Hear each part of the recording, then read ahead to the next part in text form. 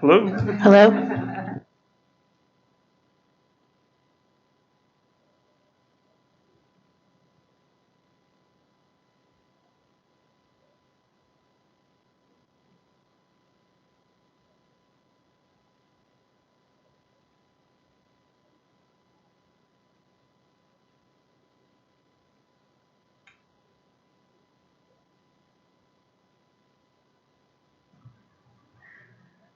All right, good evening and welcome to the September 7th special voting meeting of the Exeter Township Board of School Directors. If you could please rise for the Pledge of Allegiance.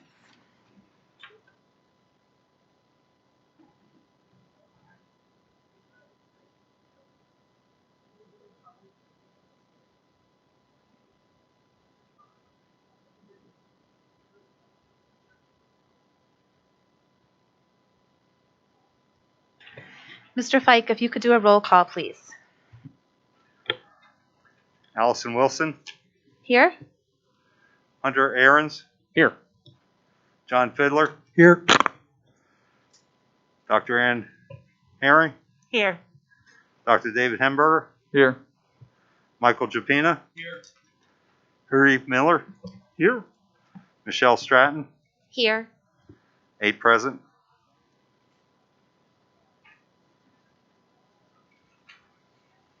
Before we get started this evening, I would like to announce that the board met in executive session on August 15th to discuss personnel matters and August 31st to discuss safety measures.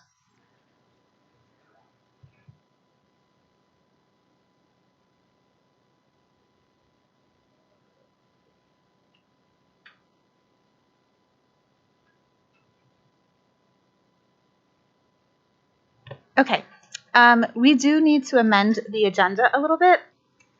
It is recommended that the Board of School Directors amend the published agenda for tonight's meeting as follows. The added voting item 4A, appointment of new board member. The reason for the addition or change is to add a motion to the original agenda. Is this a second?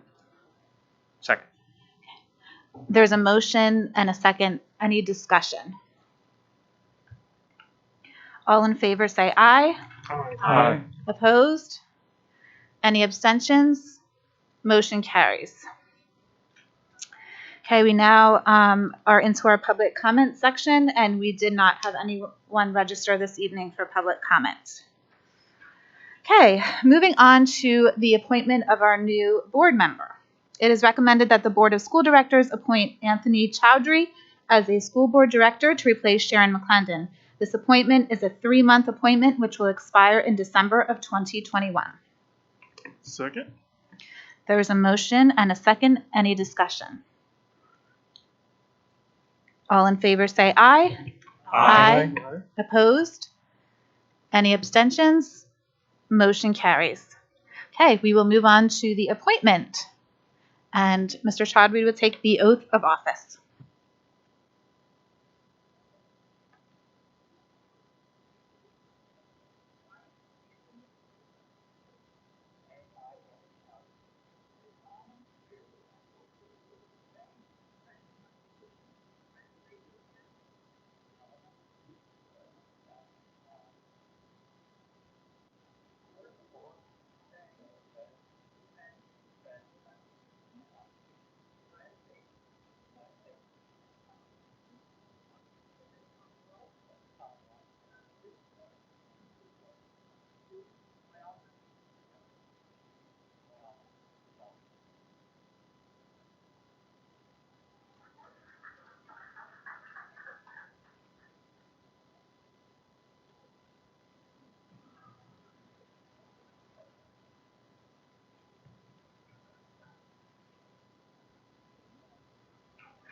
All officially done?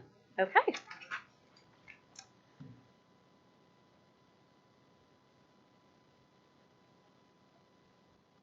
Okay. Do I give this to you?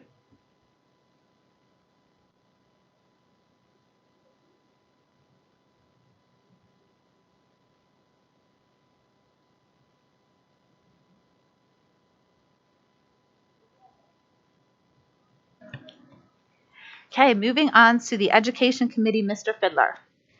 It is recommended that the Board of School Directors approve an agreement between Maura Lundstrom and the Exeter Township School District to provide Wilson reading services at a rate of $50 per hour. Second. There's a motion and a second. Any discussion? No discussion. I do have a question. If we could have perhaps a brief description of what Wilson reading services are. I'm not familiar with that from somebody. Thank you. So Wilson Reading System is a program that is a reading program that is based off a method called the Orton-Gillingham method. And that method is a very specific, intensive methodology for students who have some very specific reading difficulties. And I'll take you back to several board meetings ago. I talked about some of our literacy programs and building up capacity with our literacy programs. And we are having our own teachers trained in the Wilson Reading System, some of our strategic teachers within our buildings. That process takes a little while, though. It takes up to 2 years to complete that whole thing. So in the meantime, Maura has been helping to provide services for our students. Thank you. Okay, all in favor say aye. Aye. Opposed? Any abstentions? Motion carries. Moving on to the Personnel Committee, Mr. Jupina. Thank you, Mrs. Wilson. I would like to move on all of these except letter B under administrative staff under change of status. I'd like to go into executive session on that matter. Could I also ask you to remove under guest teachers letter D? I didn't catch this originally. Letter which? Letter D under guest teachers, under number 2. Okay, so it's recommended the Board of School. Here's what I'm going to do. I'm just going to go through these one by one. So it's recommended the Board of School Directors approves or ratifies the following Personnel Committee items. Number 1, under number 1. Second. Any discussion? All in favor say aye. Aye. Opposed? Any abstentions? Motion carries. It's recommended the Board of School Directors approves or ratifies the following Personnel Committee items. Under number 2, all but D under guest teachers. Second. Any discussion? All in favor say aye. Aye. Aye. Opposed? Any abstentions? Motion carries. So Hunter, are you just going to abstain on that or? Okay. So it's recommended the Board of School Directors approves or ratifies the following Personnel Committee items under number 2, under guest teachers, item D. Second. Any discussion? Yes, due to a pre-existing familial relationship, I will be abstaining from this. I did the same last year when we did appointments for guest teachers, and I'll submit the requisite paperwork to Donna tomorrow. All in favor say aye. Aye. Aye. Opposed? Any abstentions? Abstain. Motion carries. It's recommended the Board of School Directors approves or ratifies the following Personnel Committee items under number 3, change of status, all except administrative staff letter B. Second. All in favor say aye. If I can just, I would just request a very quick executive session on that matter. After the vote, yes. All in favor say aye. Aye. Opposed? Any abstentions? Motion carries. Mrs. I'll Wilson, go, prior to that, Mr. Jabina, if you wouldn't mind, Ms. Hodge is in the audience, and I would just like to ask her to come to the podium and introduce herself to the board. sure, certainly. So just a little background, we're very excited to have Ms. Hodge just be approved to be the Lorraine principal, effective upon her release from the Reading School District. She'll be replacing Mr. Isselman, who asked for a change of status to a teaching position earlier in this school year. And hers was a change of status because we had originally hired her to be the assistant principal at the junior high school. But given her resume and experience, we thought she'd be an excellent choice for Lorraine. So we will be posting for the junior high school assistant principal tomorrow. So Mr. Brown's going to have to wait a little bit longer. But if you'd like to say a few words. So I'm really smiling under my mask. So thank you for this honor. I couldn't be happier to join your wonderful community. I do come with a vast amount of experience. I taught in Governor Mifflin for 8 years, and I've been in the Reading School District for 6. Currently, I'm serving as the assistant principal at 10th and Penn, and I'm just excited to come on board and work with this amazing administrative team and the staff at Lorraine. So I'm just happy to be here and happy to just be a part of this wonderful community. Thank you very much.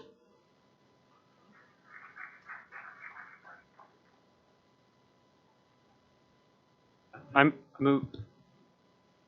was just going to do the last item here then. So it's recommended the Board of School Directors approves or ratifies the following Personnel Committee items on number 4, leaves of absence. Second. Any discussion? All in favor say aye. Aye. Opposed? Any abstentions? Motion carries. I move that we recess into executive session regarding personnel matters, to return and vote after that.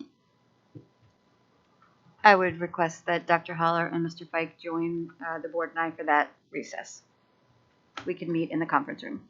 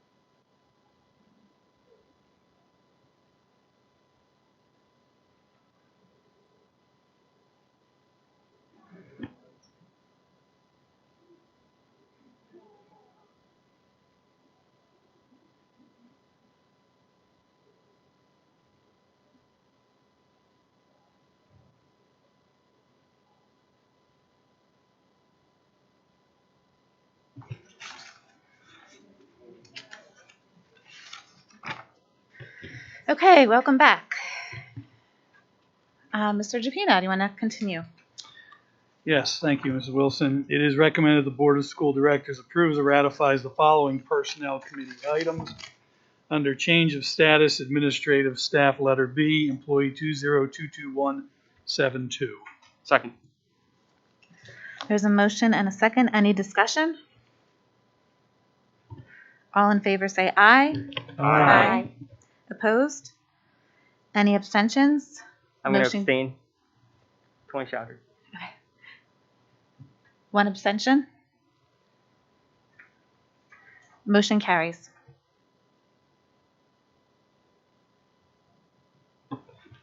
Mr. Lockinger, just for clarity, with a new board member, is there any need for him to do anything relative to the abstention? In this case, no, because, I mean, I'm assuming the abstention is just because you're just not aware of the situation. That's correct. Yeah.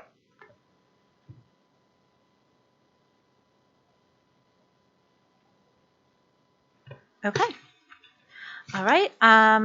Is there anything else from any board member? Okay. Then I will make a motion to adjourn this meeting. Or if I don't hear any arguments, I will adjourn it.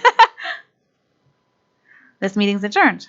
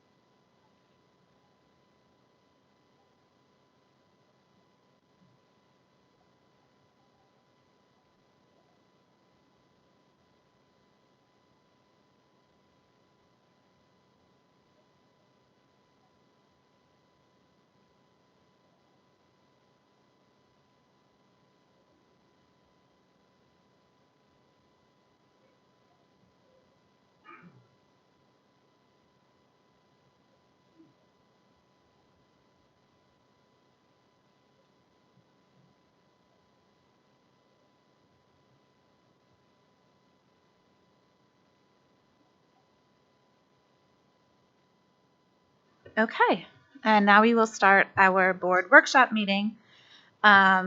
Welcome to the September 7th Committee of the Whole meeting of the Exeter Township Board of School Directors.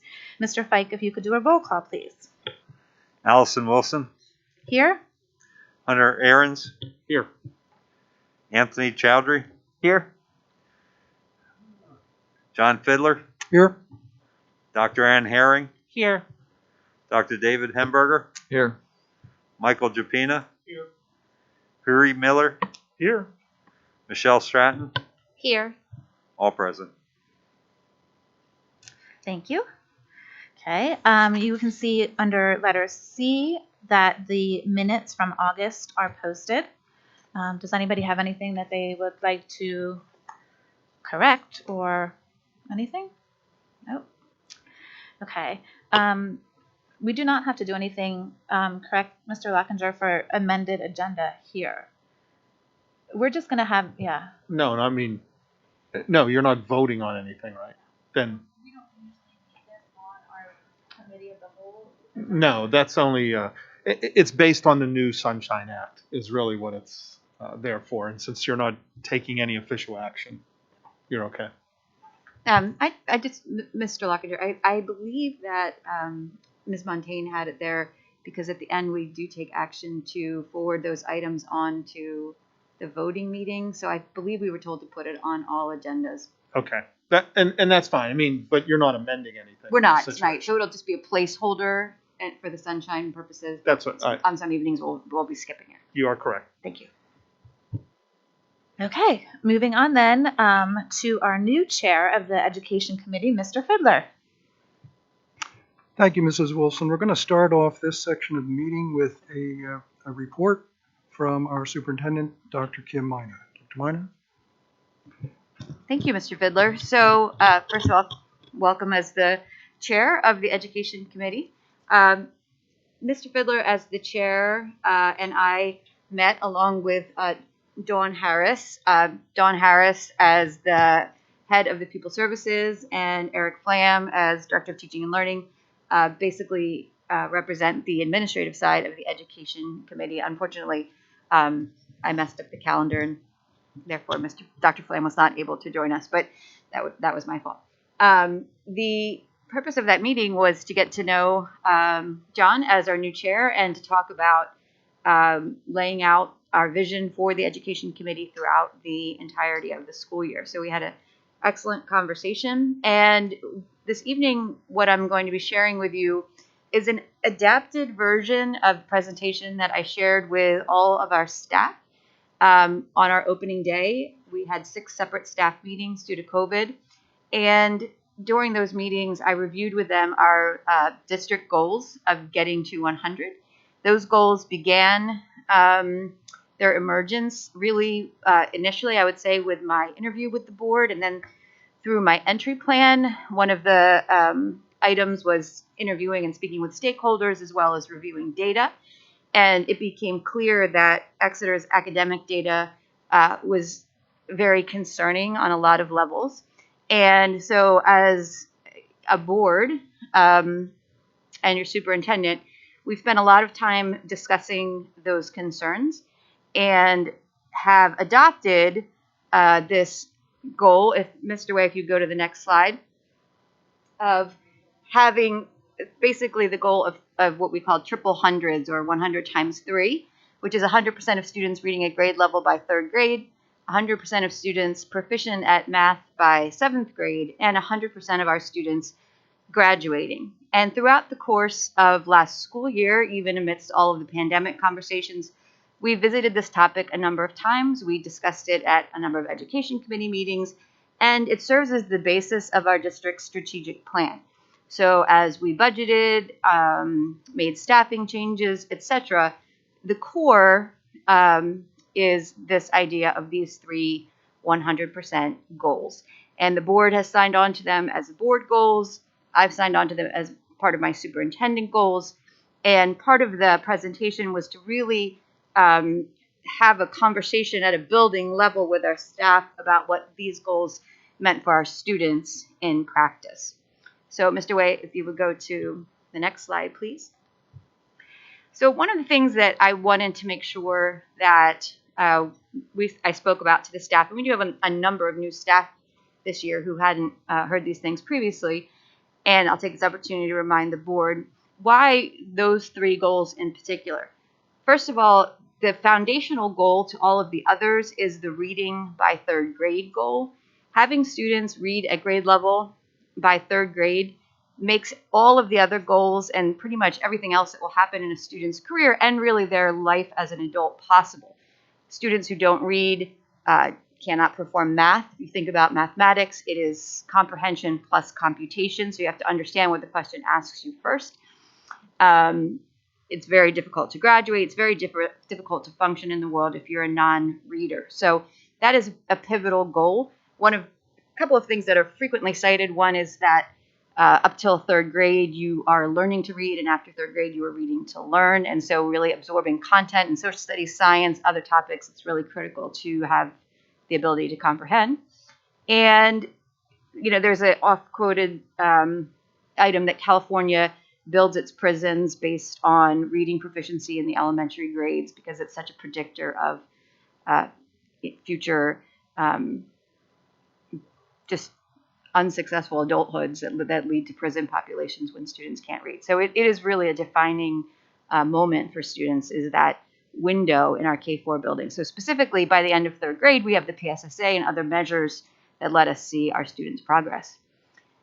Math at grade 7 is typically the time before students are entering Algebra 1. Algebra 1 is the foundational math class for future maths and becomes really pivotal for students' math success. So making sure students are proficient by grade 7 is another critical benchmark. And then finally, making sure that our students, after spending 13 years with us in most cases, successfully graduate with their cohort and walk across the stage with a diploma, and then can go on to their lives in career, military, post-secondary education, etc. The second part of the why that a lot of people ask, maybe more than why the first 3 goals, is isn't 100% an unrealistic or an unattainable goal. We have students who come from tremendous poverty. Isn't that unrealistic? We have students who don't speak English as their first language. Isn't that unattainable? We have students who have special education needs. Again, unrealistic that they would be proficient. And my response to that question about whether it's unrealistic or unattainable has to do with the picture there below. That's a picture from our district Facebook, students at Rifton. And since the days of being a principal myself, when I really started to think about educational data, I think it's really important that we step away from just numbers and percentages, which we're going to talk a lot about today, but recognize that each one of those percentages is representative of a child who's a human, who has a future, who will have to feed a family someday. And they're also someone's child. And many of us around the table are parents. And the responsibility we have to those parents to be able to say that when you put your child in our care, you're going to get the desired result, which is your child is safe and that they get the education that they deserve. And so I like to have a picture of students, because I'll say to people, if you had 100 students, those faces in the room, and you're happy with an 80% proficiency rate or 90%, which 10 students, which 20 students are you comfortable putting up against a wall and saying, I'm okay if you can't read. I'm okay if you can't do math proficiently. I'm okay if you can't graduate. And what I said to staff, and I will say to the board as well, if you're okay with that, I don't think you should be here, really. And so I asked people, if you really would be comfortable taking a group of students and saying, I'm fine if you can't read, do math, or graduate, I think now is a good time to find your joy elsewhere. It's a great employment market right now. But we need everybody in our organization to be committed to every child's success. And I think, as I went building to building, I think that message really resonated. And I think that our staff is really committed to the success of all of our students. So it was a good opening day in that regard. And I think that was an important message to remind people that each number and statistic is really representative of a child. Next slide, please, Mr. Way. So as a board, during our retreat, we read the book Good to Great. We read it as a team of administrators last year. We revisited it again at our administrative retreat this year. And one of the fundamental tenets, as you all know, in the book Good to Great, except Mr. Chaudhry, I'll make sure you get a copy of it, is the Stockdale Paradox, which speaks about Admiral James Stockdale, who was a prisoner of war. Jim Collins interviewed him and said, who made it out of the prisoner of war camps, or who didn't, rather. And Admiral Stockdale said, well, that's easy. The optimist didn't make it out. And Jim Collins said, well, how could that be? Why would the optimist not make it out? And Jim Collins said, because they would say, we'll be out by Thanksgiving. And then they weren't out. We'll be out by Christmas. And then they weren't out. We'll be out by Easter. And they would die of a broken heart. And he said, well, who is next? And he said, the pessimists, because they never believed that they could do it in the first place. And so they didn't make it out. And he said the people who made it out were the people who were willing to accept the brutal truth of their current reality, but not lose faith that they could overcome it in the end.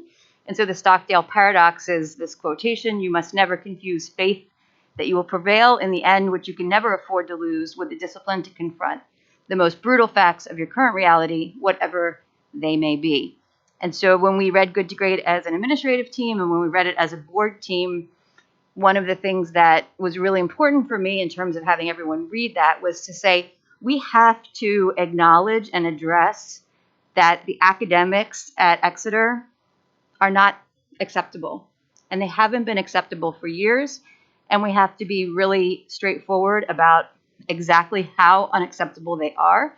Because it's only with that knowledge that then we can commit ourselves through our strategic plan, through our budgeting process, through our actions at this table, through our actions in classrooms every day, to improving the situation. And that when superintendents, assistant superintendents, tell boards that the data doesn't matter, or the data doesn't in fact indicate, a failure, then boards take the budget process, they take the strategic plan process, and they focus on non-academic goals.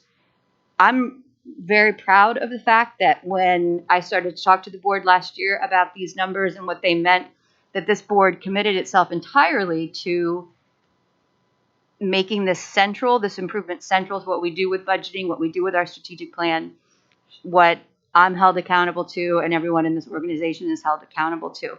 So the next couple of slides are data that you have seen before, but I think, again, we can't say enough. Thank you. We can't say enough what the current state of our reality is, no matter how brutal it is. So, Mr. Way, if you would go to the next slide, please. So, oops. Mr. Way, is there a slide before that? Thank you. Oh, there you go. So, in this slide, I thought it was important, again, and I shared this with the staff on opening day, and this is the data that I shared with you throughout the course of the year, to look pre-pandemic, because I think everybody in the nation acknowledges that the pandemic was damaging to educational progress for the vast majority of students, and that is, in fact, why the ESSER grants have largely been issued, both to some extent initially for COVID mitigation, but then also to a large extent for learning loss that was anticipated to occur during the pandemic. So I didn't want the data to be excused by, well, that's a result of the pandemic. So this is data up until 2019, before COVID-19 was on anybody's radar. And when I look at bar charts, and again, I've shared this with the board before, but it bears repeating, and what I shared with the staff, now, Mr. Way, if you could go to the next slide, is that I'm very much less interested in what the bar shows than what the bar is missing. So that red bar are the students who are not reading by grade 3 in 2018-2019. 47% of the students at Jackson-Wald, 42% of the students at Lorraine, 31% of the students at Owatton. And that is largely the differential between Owatton and Lorraine and Jackson-Wald is a demographic differential. Lorraine and Jackson-Wald are Title I schools, so you would anticipate a data differential in those schools. But again, students are not successful at reading, and that's relatively consistent over 5 years of data from 2014 through 2019. Next slide, please, Mr. Way. By 8th grade, 66% of our students in 2018-2019 were not proficient on the PSSA. 2/3 of our students in math, not proficient. That's a startling number. It is a brutal number. But again, it's the number that the board recognized when we set ourselves to these goals as the truth of our current reality. Mr. Way, the next slide, please. What that means ultimately is that Exeter's graduation rate is in the bottom half of the state of Pennsylvania. It's also in the bottom half of the nation. And so when you think about schools, pick your favorite low-performing state, Exeter is with those states.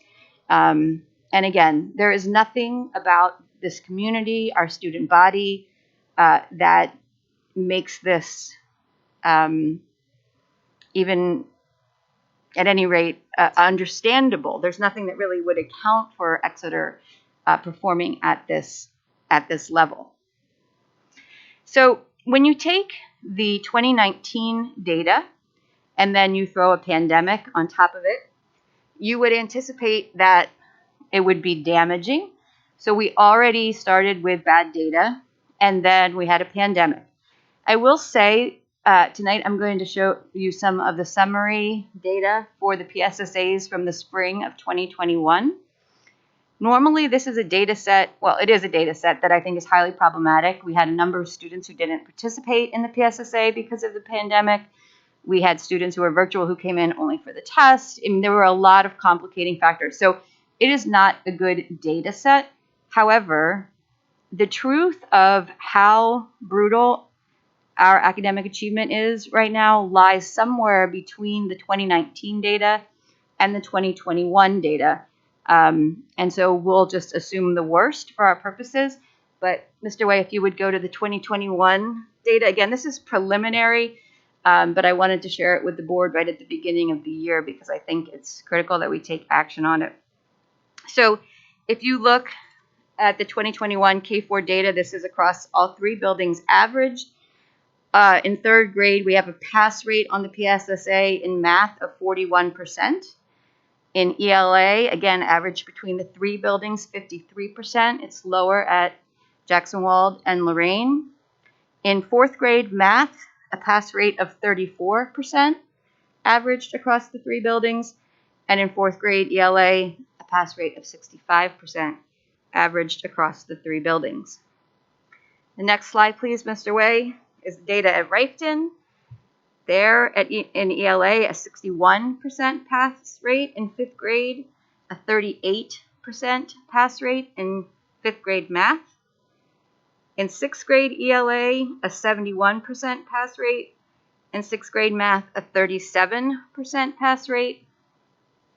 And at the junior high school, Mr. Ray, next slide, we have 58% pass rate in 7th grade ELA, a 30% pass rate in 7th grade math, 58% pass rate in 8th grade ELA, and a 27% pass rate in 8th grade math. So those are the brutal facts of our current reality. Again, is that a faulty data set because of the pandemic? It likely is. But when you think about a 27% proficiency in math versus a 34% in 2019, it's not that far off. The truth is somewhere in the middle, probably closer to the 27%. So that is the brutal facts of our current reality. However, as the Stockdale Paradox tells us, we have to retain our faith that we can overcome that. And so let's talk about how we overcome it, review what's in our strategic plan and our plan for this year. Next slide, Mr. Way, please. So one of the things that I shared with the staff is that when you look at educational data, at least when I look at it, I think there's 3 broad buckets that you look at. First of all is if you have a student who has anomalous data, one student who is performing far worse than their peers, that student requires an intervention of some kind. If you have one teacher whose data is very anomalous, they're performing far worse than their peers, their colleagues, then that requires professional development for that teacher. When you see across the board, every grade level, every building, which is what we see at Exeter, students underperforming academically significantly, then that is a systems problem. That's not one teacher, that's not one group of students. That is a problem with the entire system at Exeter, which is ultimately a leadership problem because the leadership is responsible for the K-12 system here at Exeter. So this is not about pointing fingers at this group of teachers is bad or this grade level is bad or this group of students brings down our score. It's genuinely an entire systems problem. So we have to approach the systems problem by, number 1, looking at our leadership. Are we recruiting, retaining, training, and building leaders at all levels? We've been working really hard to do that. We've been doing professional development. We've had a lot of administrative change over the past year.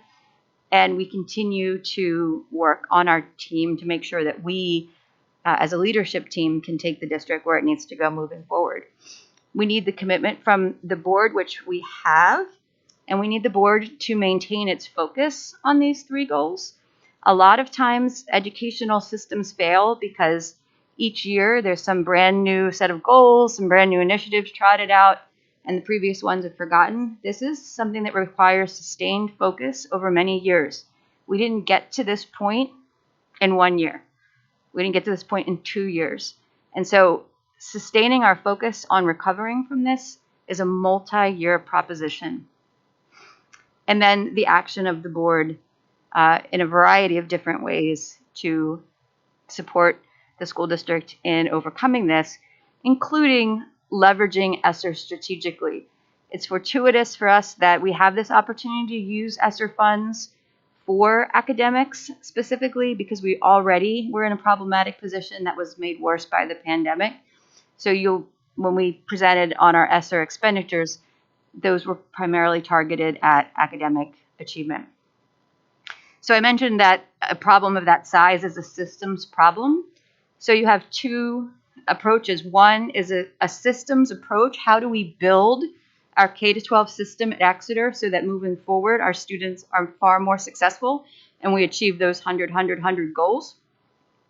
But in the meantime, how do we triage for students who are already in our system, who are current 12th graders, 11th graders, 6th graders, who don't have the advantage of going through a completely reworked K-12 educational system here at Exeter?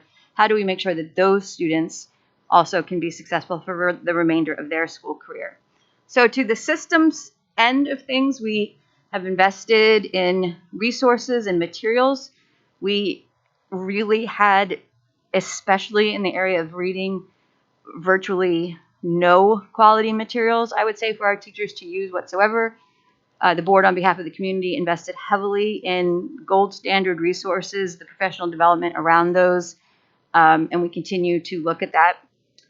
Looking at time and our schedules as part of our systems, making sure that we're maximizing instructional time for students and that we have time across the district that reflects our instructional priorities, that we're not losing time in transitions and not wasting time because our students really can't afford to waste a minute right now. Looking at both our core programming, our standard academics, as well as our intervention programming at a systems level, that it's standards aligned, that it is, again, equivalent between the K-4 buildings, that our teachers are having great observations and feedback, that our professional development is working, all of those parts. And again, people, again, if you go back to Good to Great, Jim Collins, Who's on Your Bus, recruiting, retaining, training, and building excellent K-12 teams. Right now, there is a shortage of teachers, there's a shortage of administrators across the state, across the nation. I'm sure you've seen all the news stories about how difficult it is to hire employees. Schools are not immune from that by any stretch. And in fact, post-pandemic, we saw a lot of people leave the profession. So making sure that we're getting and retaining outstanding teachers, support staff, administrators is critical towards this mission. And partnering with those outside of the district, community members, business partners, higher education partners, nonprofit partners. Again, this is a substantial problem that we have to solve. We can use all the help that we can get to do it. So that's looking at the systems really broadly. Obviously, there's a lot more details in all of those things. Triaging right now for K-12 is focused on intervention programming at all levels, targeting student supports, again, particularly at the high school level, where we have students who have already gone through a system, they're headed towards graduation and they're struggling. So roles like having an intervention person that Mr. Isselman took at the high school, roles like Mrs. Devlin's academic support position to case manage students who don't have IEPs who are at risk of not graduating, positions like Mr. Ricketts' position, working with career internships to get students job experience. All of those things are targeted student supports to triage for students right now. Again, recruiting, retaining, training, and building intervention teams, people like the positions that I just mentioned who can really work with students who already have missed a window in some cases for their reading and mathematics. And again, partnering with those same groups to help our students be successful. Next slide, Mr. Way.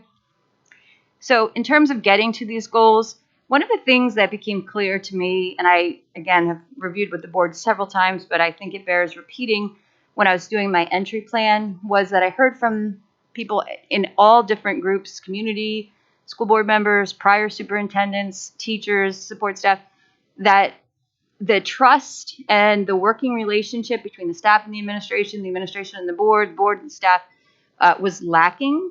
And really, in order to get to these triple 100 goals, there's only one way to do it, and that is if we all act as one team, Team Exeter, that we are all committed to the exact same goal, which is all of our students being successful. That's 100% of staff. And as I said at the beginning of this presentation, I have invited both any administrator or any staff member who's comfortable saying that they're okay with students not achieving these goals to seek employment somewhere else. And 100% of the board. Now we have a new board member. Hopefully Mr. Chowdhury will sign on to these goals as well. And then when we see our new board members in December, but for right now, the 9-member board committed to these goals. And we really all have to be focused and on the same team to get this done in every aspect of the organization. And we have to move aggressively right now. The children in these pictures are students who attended our Talents and Tips program this summer. I got to meet many of them, really all of them, I think, by the time the camp was over. They are wonderful children, and they deserve a wonderful future. So sometimes there are changes to schedules, to curricular programs, and as board members, you may have people who in the community who think, oh, this is changing too fast, or this is, it would be nice if we had time to wait for all of the adults to be comfortable with every change and decision that we need to make. But you only get to be a first grader once. You only get to be a kindergartner once. You only get to be a senior once. And so we really have to move with urgency. And that means sometimes the adults are going to have to feel uncomfortable. And that's okay. Because if we wait till everybody's perfectly comfortable, some of these faces will miss their windows to be successful for the remainder of their lives. So in terms of reporting progress metrics, when you think about it at the systems approach, which means a child comes into us as a kindergartner and leaves as a senior, changing the system from a child to get from kindergarten to that end of third grade benchmark for 100% reading, that happens in 2025. Sorry, Joe. Next slide. I'm looking at my slides. Thank you for all of you who noticed that. For a systems approach for math at 7th grade, our current kindergarten class, they get to 7th grade in 2029. So when I talk about sustained focus, math at 7th grade doesn't just happen in 7th grade, right? It's a combination of kindergarten, 1st grade, 2nd grade, 3rd grade, all of those things. And then for our current kindergarten to be graduating with their cohort, that's 2034. So again, patience, at the same time, urgency, that there's a long horizon, and we have to, as a team, sustain our focus. Because if we lose sight of these goals and we shift to something else, we're not going to attain them. In terms of triaging, because we can't just wait till 2034 for our graduation rate to hit 100. That's not acceptable either. In terms of triaging, we'll look at K-8 fall, winter, and spring district assessment data. So that's the computer adaptive STAR test, that's Spanos and Pinnell benchmark assessment system. That's our own curriculum-based assessments. K-8 PSSA data, 9 to 12 graduation data, so really 12th grade graduation data, 9 to 12 Keystone data, 9 to 12 other assessment data, AP exams, International Baccalaureate, if we would ever go down that route, SAT, ACT, the NOCTI, which is the exam that our BCTC students take for their trades that they're studying, post-secondary data, whether our students are being successful in finding employment, getting admitted to the college of their choice, meeting military requirements, that sort of thing. And then our K-12 special education data, where are we in terms of students who are having IEPs, what percentage of time are they being included in the regular ed setting, and to what extent are they meeting their IEP goals. Next slide, please, Mr. Way. In terms of reporting to the board on our progress monitor throughout the course of this year, again, it is a multi-year endeavor, but in terms of just the year ahead of us, one of the things that we discussed with Mr. Fiddler is combining both just data with actual real-life lived experience in the changes that we're making. So we're starting off this meeting with our Getting 100 presentation. And this is a proposal outline of the plan. It's not written in stone, but to just give the board a sense of where we think we'll go with this. October, at the committee of the whole meeting, the education report, the fall screening data, what we learned during that process, which is happening right now in the buildings. And then a student and staff plans and practice presentation. So as Mr. Fiddler has said many times, he's really interested, as I know many of you are, in hearing from students, also hearing from staff about what does the actual lived experience of these things look like. So at the various committee of the whole meeting where it says student staff plans and practice presentation, at each board meeting, not a dog and pony show of it's your turn, it's April, but really trying to get after what was a student group's experience with a career internship, with a summer program, what's a teacher's experience using a new intervention, new materials, that sort of thing, so that the board has, in a short presentation, the ability to kind of capture that human side of what's really taking place in our classrooms. November, special education data presentation. What's our current reality in special education data? I think that's important to visit. December, looking at the 9 to 12 data, all those different data sets, points that I talked about in the metrics. January, a presentation about where we need to move forward with the senior high. Overall, we made a lot of changes K-8, and we kind of left the senior high somewhat untouched. We did make some changes to credits and those sorts of things, but where we want to go with that. February, where is our winter screening data? So again, in the winter, we will take kind of a temperature of where our students have gone in the fall and have they made the progress that they need to be making towards our targets and goals. So we'll present that to the board in February. March, looking at the implications in the curriculum budget for the 2022-2023 school year, as we learned from this year where we need to move forward with curriculum. In April, looking at the staffing implications. One of the things the board will see in upcoming enrollment reports is we have a significant increase in our elementary enrollment this year. I think that there's some part of that that's a combination of parents who held their kids out of kindergarten last year due to the pandemic, but we've actually seen an increase at multiple grade levels, really K4 and even K6. I think in the housing market right now, a lot of Exeter properties are turning over from empty nesters to families with young children. I think that that's likely to proceed. So what are the implications, both in terms of our 100 goal for staffing as well as potentially increasing enrollment? And then in May, what are our plans for summer learning going to look like? And then in June, the final data presentation for our internal data. We won't get PSSAs, keystones, that sort of thing until late in the summer or the following fall. So what does our internal data say about our students' progress? So that concludes my presentation for this evening. So Mr. Fiddler, I will turn it back over to you. Thank you, Dr. Miner. Sobering, bleak, but in the end, some hope. And I think your presentation embodies the Stockdale Paradox. We're going to have to stare down these statistics, not just tonight, but every night. Every night we're here through the end of the year. And then guess what? We start all over again next year. If I can share one story, I retired in 2018, came to I guess it was just called a community forum meeting in the fall of 2018. I had time on my hands. I had worked in the evenings for 15 years. I thought, well, I have my evenings free. I'm going to go see what's happening at the school district where I spent my K to 12 years. And we heard numbers very much like the numbers you shared with us tonight. I remember the third grade numbers were just astonishingly low. That was 2018. Those third graders are now in sixth grade. And I can say, based on my initial interest, Dr. Hemberger was an early supporter of mine to run for this seat. Nothing happened until you got here.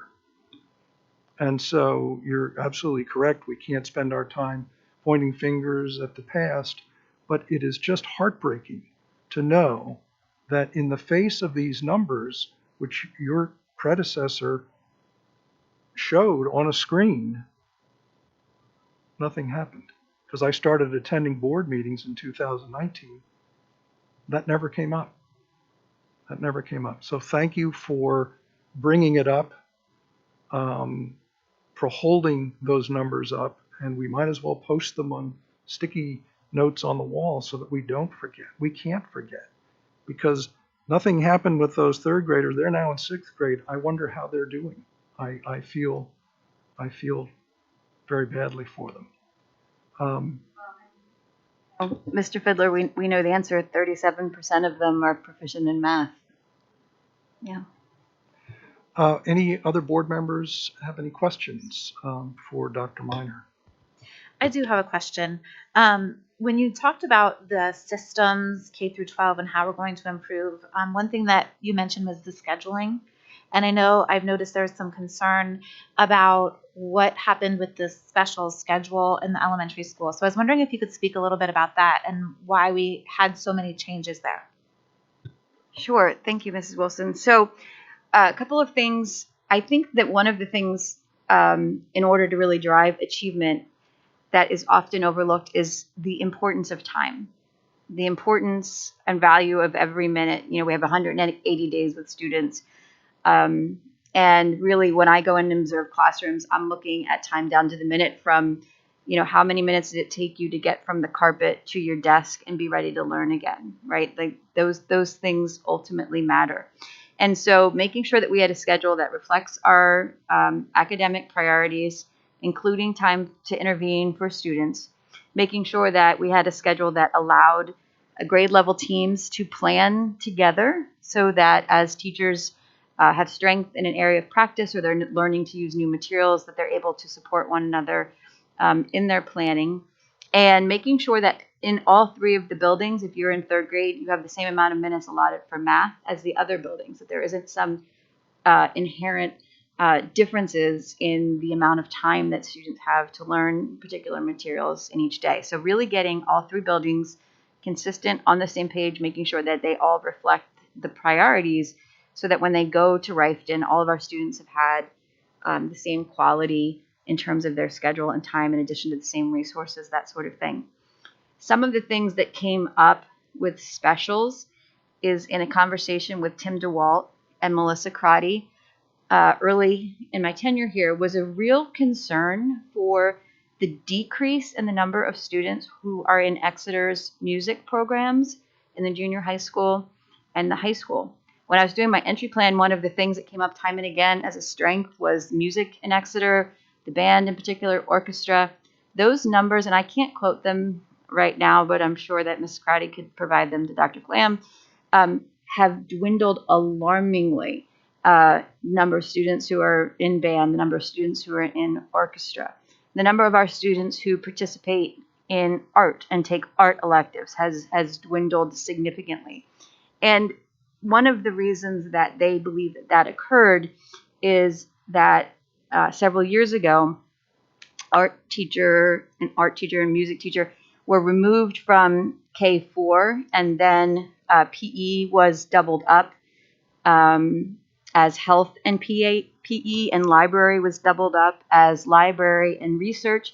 So students were missing 15 art and music periods basically every year when that change was made. And so fewer students theoretically became interested in that. One of the things that the state and the federal government, the standards reflect, is the idea of a well-rounded education. Having experience in science and social studies, in art and music, all of those things matter, and ultimately they contribute to reading success and comprehension because they build a schema in terms of a student's experience and background knowledge. And so when we really hacked away at those things, not only did it have serious impacts long-term on our music and art programs, but it deprived our students of some of the background knowledge and schema that they need to be successful readers.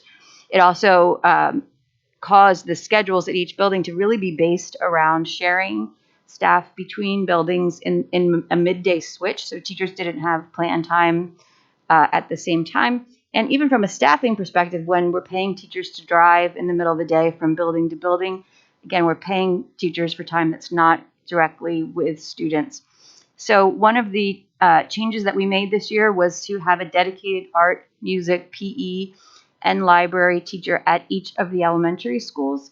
Now that our enrollment is up, it's even more of a necessity, but we felt that it was really important. And in terms of paying for those new positions, each one of those new positions was covered through staff attrition at the junior and senior high school. So people who retired or resigned, that position was not replaced 8 through 12, and then those funds were allocated to increase our special staffing K to 4. So it wasn't an add to the budget. So that now the research that was being taught in library, that's being taught in the library period instead of 2 broken out periods. Same with health and PE. I think that there were some questions at Owatton about the different staffing that are there. Owatton is large enough that one day in a rotating cycle, and again, not a midday switch where you're losing salary and drive time, but a full one day. One of the Jackson Wald specialists rotates over to Owatton to pick up the 5th section of a special. So some students at Owatton may have a Jackson Wald PE teacher or a Jackson Wald librarian, because Jackson Wald's small enough that sharing one day a week with Owatton made that all possible. In the Rifton building, we took the Create special, and again, we pushed those things into library, into our science curriculum, into our art curriculum. And again, they're running the same 4-day schedule at Rifton as they're running at the elementary school. So was that the answer to your question, Ms. Wilson? Okay. You're welcome. So can we assume, Dr. Minor, that we'll also be tracking that to see hopefully those numbers go up? In art Absolutely. and music. Okay, great. Thank you. Absolutely. Any other questions from board members? So, Dr. Minor, I do have a question. When I look at and perhaps you can explain this to us, but the International Baccalaureate program as an example, the acceptance rate at top-notch universities skyrockets for people who have successfully gone through that program. Could you explain what that is? A little bit. I'm not an expert in international baccalaureate, although in the school that my children went to, they had a hybrid of offering both advanced placement and international baccalaureate. So international baccalaureate functions similarly to advanced placement, where students take an assessment and can earn college credit. As the name implies, it's an international program. The course offerings tend to be a little more, like, I'll give you an example, like, maybe you have like literature in AP, but in international baccalaureate, you might have theater, those sorts of things. So it has a more broad and kind of broad in terms of variety of topics, and then more narrow focus, like something like a subset of ELA, like theater in international baccalaureate. The Downingtown STEM School, which is often called out as being, a super high performer, they run an international baccalaureate program there.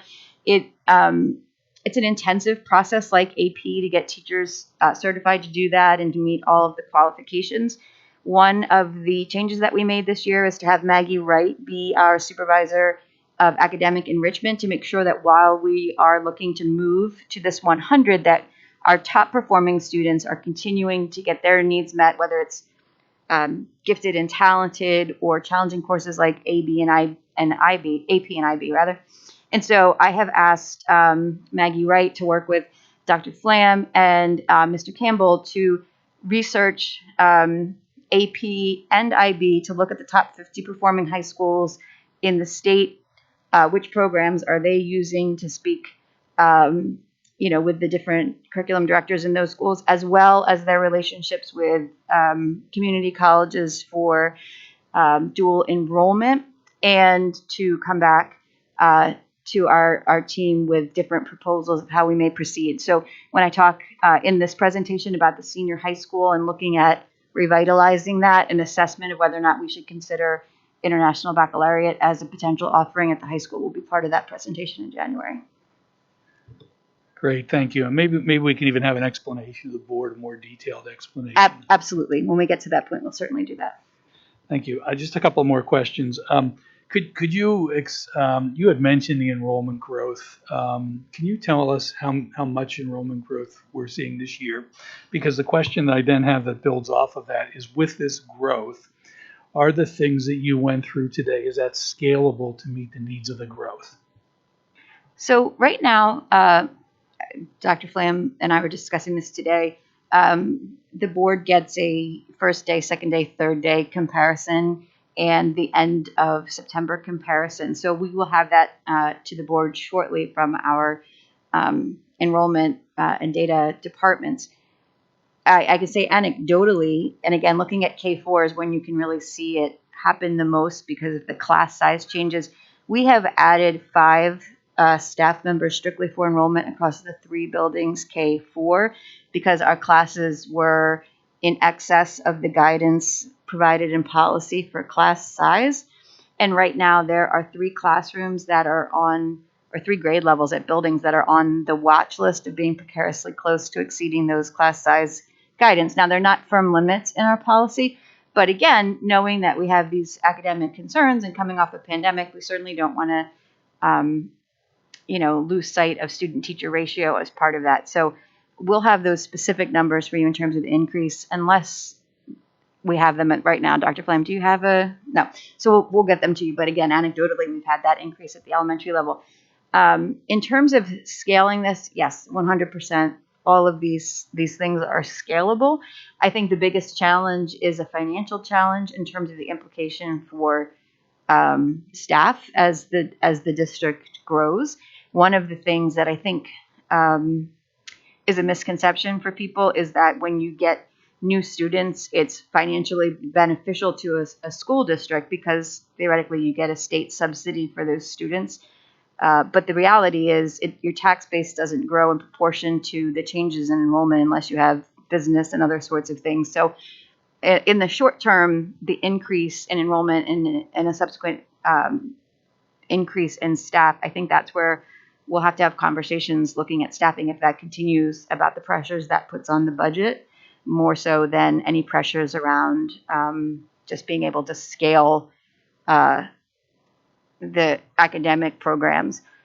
Even in the example with Jackson Wald sharing a specialist, the class sizes have increased enough over the summer at some of the buildings now where we're having a class split and go to different specials instead of the whole class going to the special together. So we'll really have to watch that closely in terms of the budgetary implications to maintain our curricular goals with increasing enrollment. Thank you. Just 2 more things. Could you please absolutely make this presentation or a portion of it part of your coffee and conversation discussions? Yes. We've had a lot of difficult conversations in this room and other rooms over the last couple of months, but there is nothing more important than this conversation tonight. And I think anybody at home should watch your presentation and understand where we're going and the kind of commitment that we have to make to the kids in the Exeter School District. So that's why you're here. That's why you were hired. I don't think any of us, at least I couldn't articulate it. I don't have an education background, but something didn't feel right.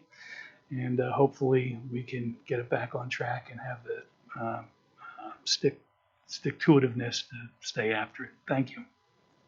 You're welcome, Mr. Japina. And I absolutely believe that we can do this. That's why we've set the goals the way we have. That's why we reference the Stockdale Paradox. It is a troubling place to be at the moment, but I have absolutely no doubt in our ability to make a dramatic turnaround for our students. Thanks, Mike. Any other questions from the board? Yes, thank you, Dr. Miner. Even though it's my first day on the job and I'm only here for 3 months, I'm totally committed to what you just presented with. So thank you for that. My question was, is there an example of a district that was in a similar situation as Exeter, but was able to pull out of it and reach the goals that you suggested by the timeline you suggested? Well, that is an excellent question. I, at the top of my head, can't speak to a specific district. I could certainly research that. But I can share that this is a personal passion of mine, and these systems and processes, during the time when I was an elementary principal, our scores rose steadily, and you can go back and there's there's a website called schooldigger.com that traces PSSA data in particular.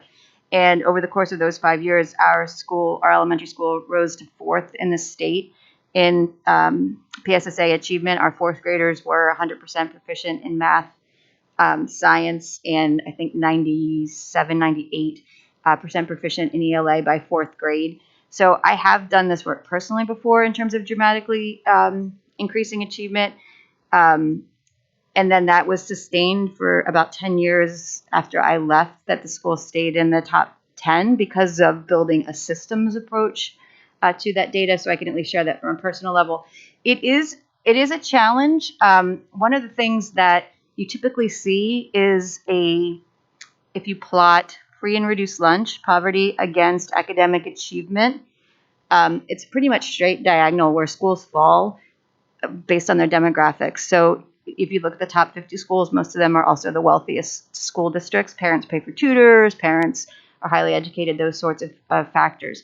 But there are some school districts that are outliers to that, where they have students who are achieving well beyond their demographics. So those are the schools that you always want to look at and pay attention to, that they're achieving beyond their demographics. So it's absolutely doable, but it really, like I said, it takes a systems approach. It takes sustained effort to do it.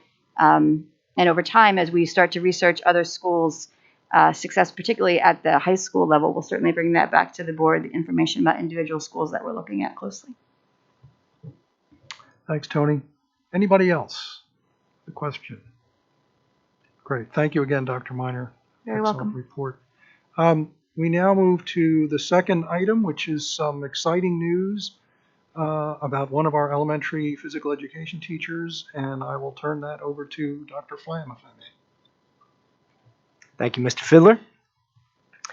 It is my pleasure to share with the board and our community that Mrs. Jennifer Dorda has been chosen as the 2021 SHAPE PA Elementary Physical Education Teacher of the Year. SHAPE stands for the Society of Health and Physical Educators. And Mrs. Dorda has been the physical education teacher at Rifton School for the past 16 years. She is extremely positive, enthusiastic, and creative, and we're very happy and excited for Mrs. Dorda that she's been recognized. She will be honored at the Teacher of the Year Award celebration at Seven Springs Resort in November, and she continues to do a wonderful job with our 5th and 6th grade students. So congratulations to Mrs. Dorda. We're very proud of her. Thanks, Dr. Flam. Perhaps we could have Mrs. Dorda here at a meeting sometime in the future to talk a little bit more about what she does to deserve these kinds of accolades. So thank you very much for the report. The next item is something I think we can carry over to the voting meeting in 2 weeks. It's simply a recommendation that we approve early graduation for it's about a half a dozen students. Mrs. Wilson, there's nothing else I have to do with that item. And the final item on the education agenda tonight is to hear from Mrs. Harris on our COVID-19 dashboard. Mrs. Harris. Thank you, Mr. Fiddler. Mr. Way, if you can put the dashboard up on the screen for us, please. So while we are heavily focused on teaching and learning, we do accept the reality that we are still dealing with a pandemic.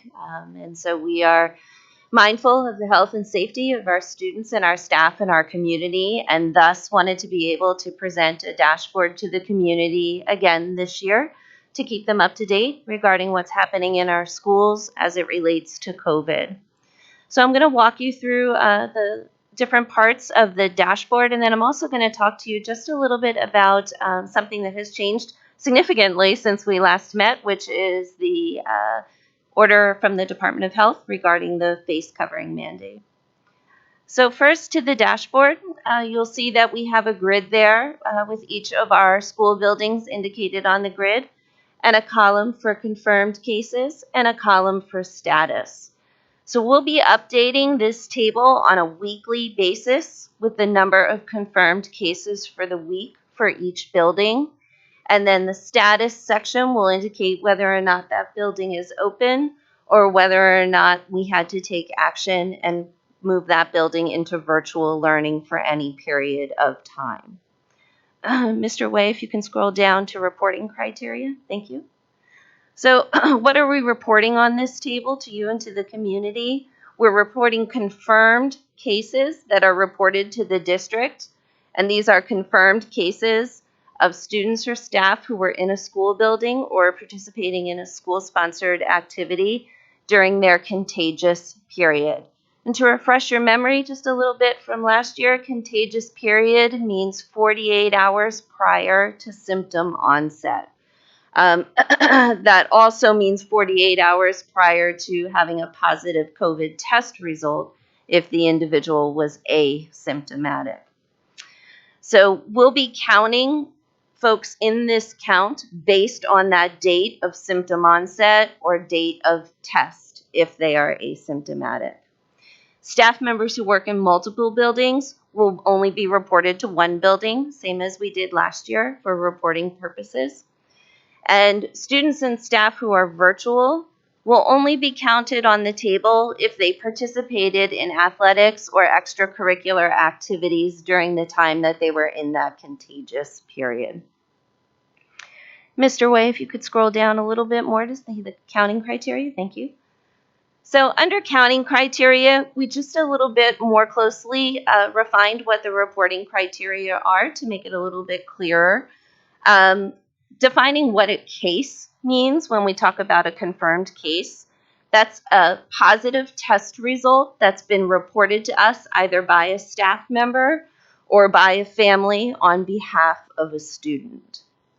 In some rare instances, DOH may report a case to us, but I can only recall one of those from last year. So in most instances, it's a family reporting a positive test result or a staff member reporting a positive test result. And again, a confirmed case is one that has a positive test result attached to it. Last year, you heard us talk a little about probable cases as well. DOH is not focused on probable cases this year in their guidance. They are focused on confirmed cases. So I'll take you back to our presentation from last meeting when we talked about definition of outbreak. And in those definitions, they use the language confirmed cases, not confirmed and probables. That is also how the Pennsylvania Department of Health calculates its incidence rate for the county based on confirmed cases.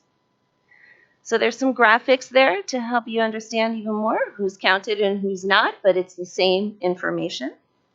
And then Mr. Way, if you could scroll a little further to the quick links section, thank you.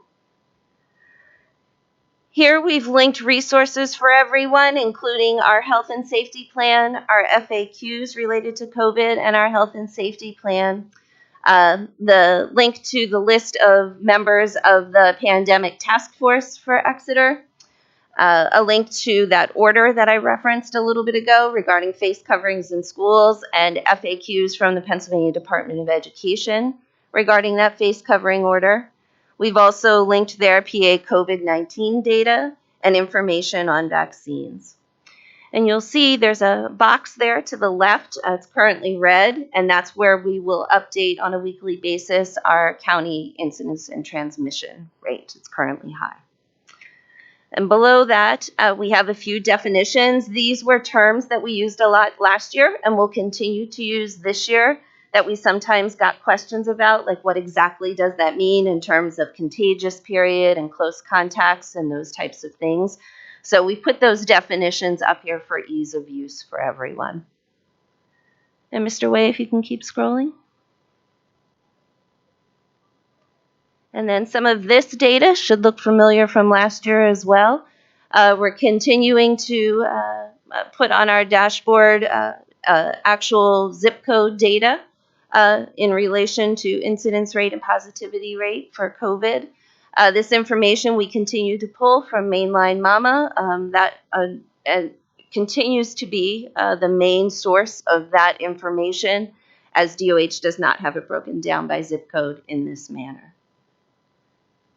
And then, Mr. Way, you can just scroll to the rest to see the rest of the Mainline Mama data.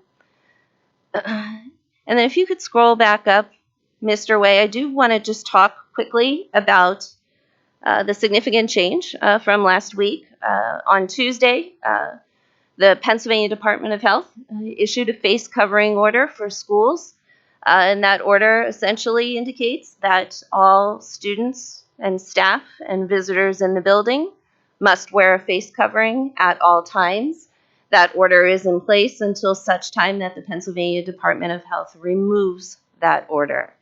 Of interest related to that order, if you recall, our past experience has been that when orders and mandates come out, following that a few days later, we'll get frequently asked questions and updated guidance from either PDE or the Department of Health. We did get some updated guidance from the Pennsylvania Department of Education and frequently asked questions, and they're posted there as well. But of interest in there is some very firm language that they are using regarding the district's responsibility to enforce that face covering mandate. And the language, if you don't mind me reading for a minute, is so specific that it says school officials who fail to adhere to the order could lose the protection of sovereign immunity and may personally face lawsuits from those who may be affected by any official's attempt to ignore the order. Failing to implement or follow the control measures may expose individuals to personal liability related to willful misconduct. And in those FAQs, it also encourages districts to follow their in-house procedures related to willful misconduct as it relates to staff who are unwilling to follow the order and students who are unwilling to follow the order.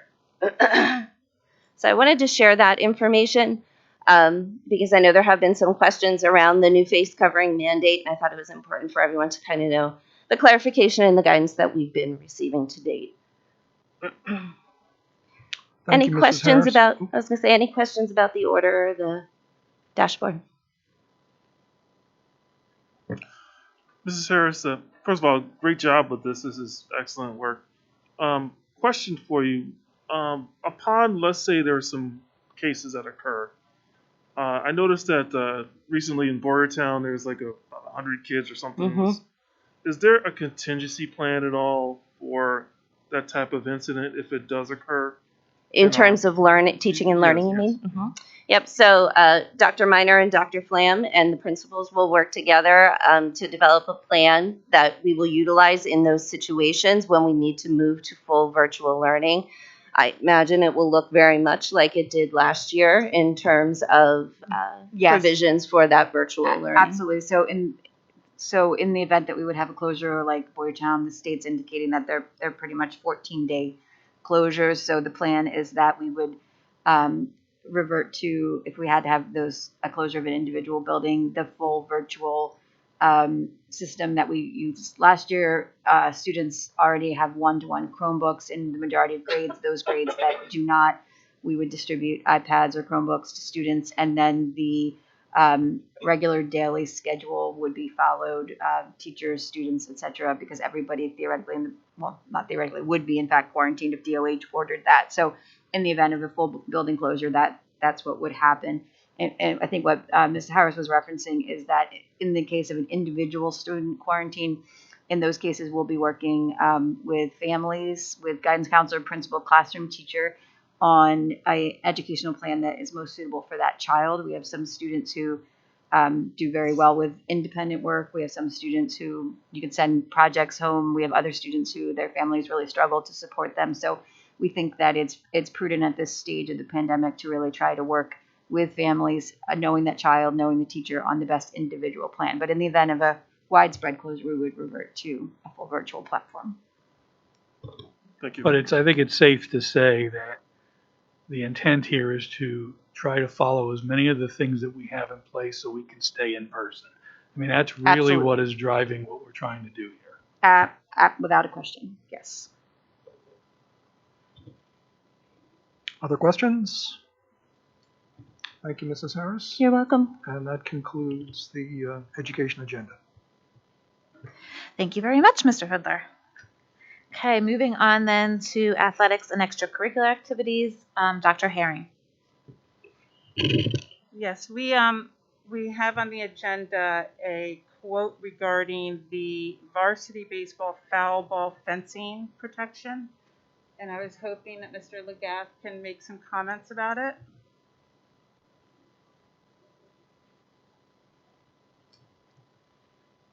Now, is this something we're gonna vote at the next meeting to approve? Yes, Okay. I can speak a little bit about this, and Mr. Fike hopefully can help me out with some information I don't know. So about 3-4 years ago, when we had drainage put in the field, the backstop, which was a clamshell, had to be removed for the drainage to go in. When that clamshell was removed, we then needed something as a backstop.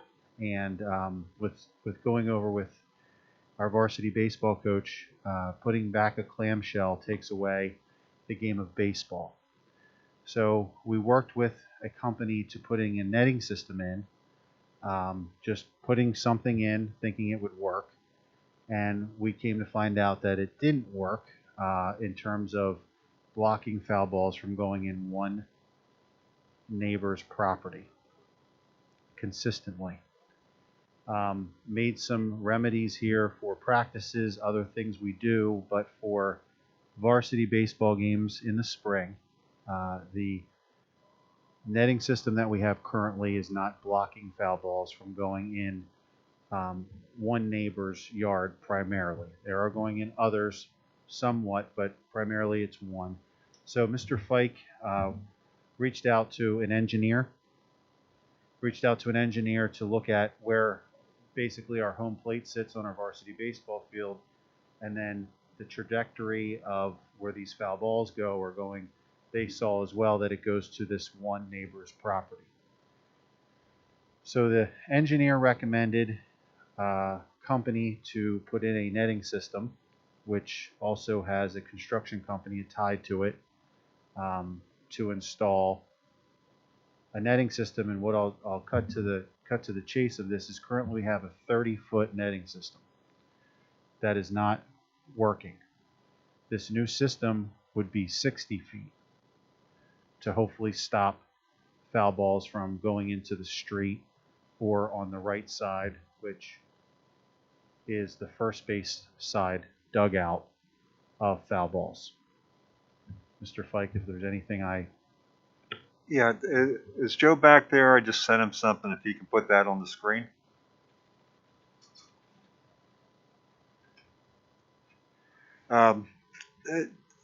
To put this in perspective, the last baseball game of last year, 7 foul balls ended up on this property's roof, in the yard, hit his dog, broke a hole in the fence. So this is where we're talking the trajectory. Right now, I think it's 28 or 28 feet high.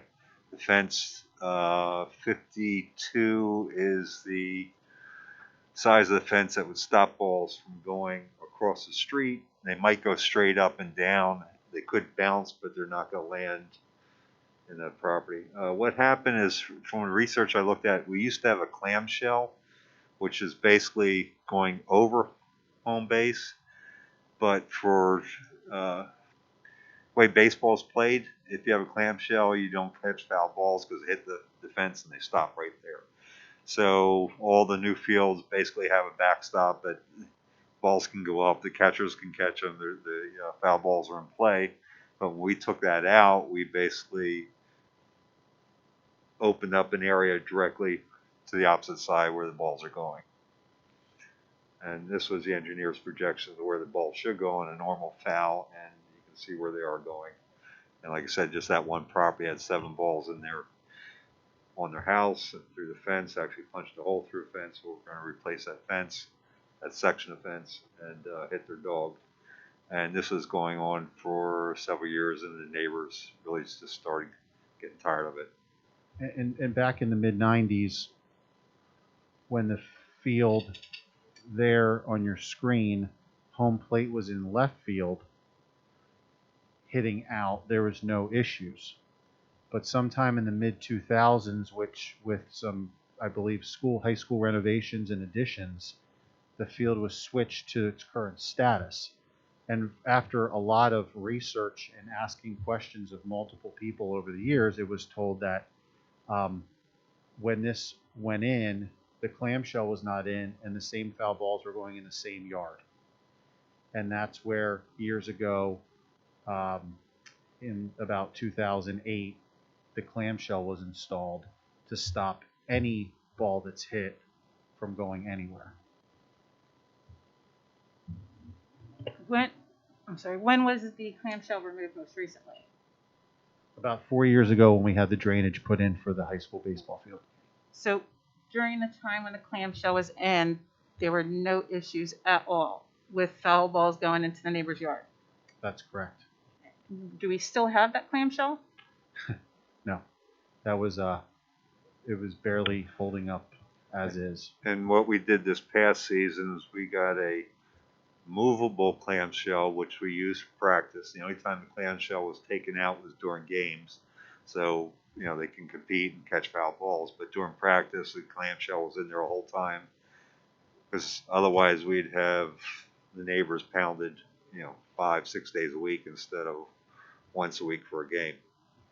We had 2 staff workers put in front of their house in the street on the sidewalk to try to prevent, the balls from coming, but sometimes they were over the head, hitting the roof of the house, into the fence, which Mr. Onto the Frank front said, porch. on the front porch. And the movable clamshell prevents it from happening. Right, during practice. During But practice. that's not realistic you can't use that for a varsity baseball game. So if I can just add, I live in that general neighborhood. I will tell you that, that house gets hit a lot, but the other houses get hit as well. This fella's dog eats the balls when they come into the yard before he can get to them if he knows they're there. But his biggest concern that he expressed to me was there are a lot of kids who come to the games who chase the balls out into the street. And that is a really bad intersection on a good day. There's no stop sign there at the corner. And it's just unsafe to have those balls flying into that intersection beyond the property damage and that kind of stuff. I mean, all that stuff can be repaired. I know this guy had his windshield broken over the summer. But with those balls coming off the field like that, I'm afraid a kid's going to run out there and get creamed by a car. Or something's going to happen. So there has to be some sort of solution. And the solution is basically 12 foot down in the ground, so 70-foot poles, almost 58 feet above. But the netting is similar to what you see at the Major League games that they put behind home plate and keep balls from hitting the fans.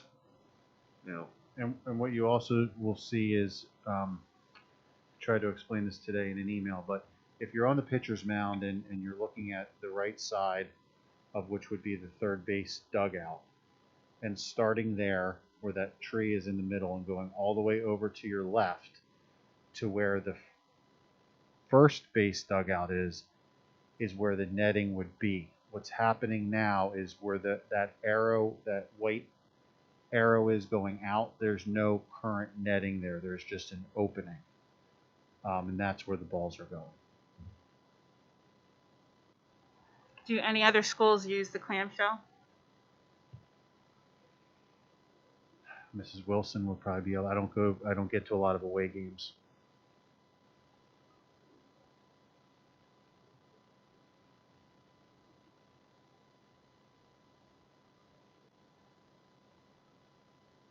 You want to play because it takes the defense out of the game.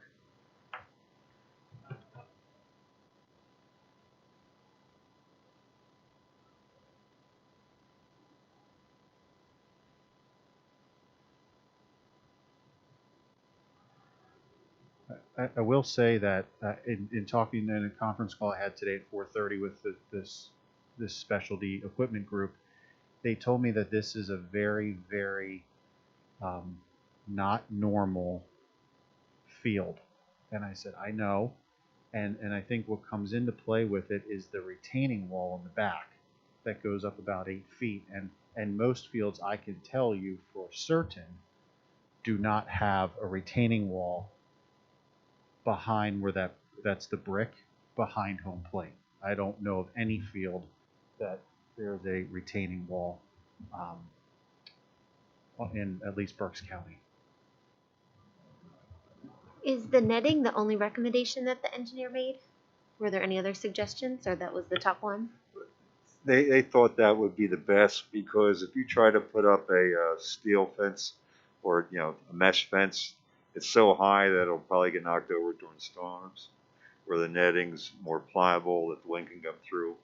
I think this actually can be brought down off season. Am I right? I'm not sure. Right. Yeah.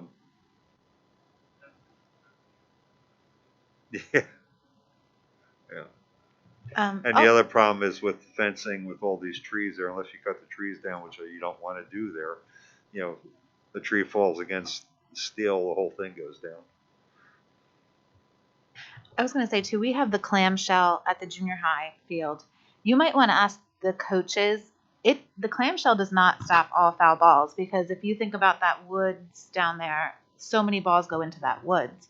I think in regards to this particular house, the clamshell helped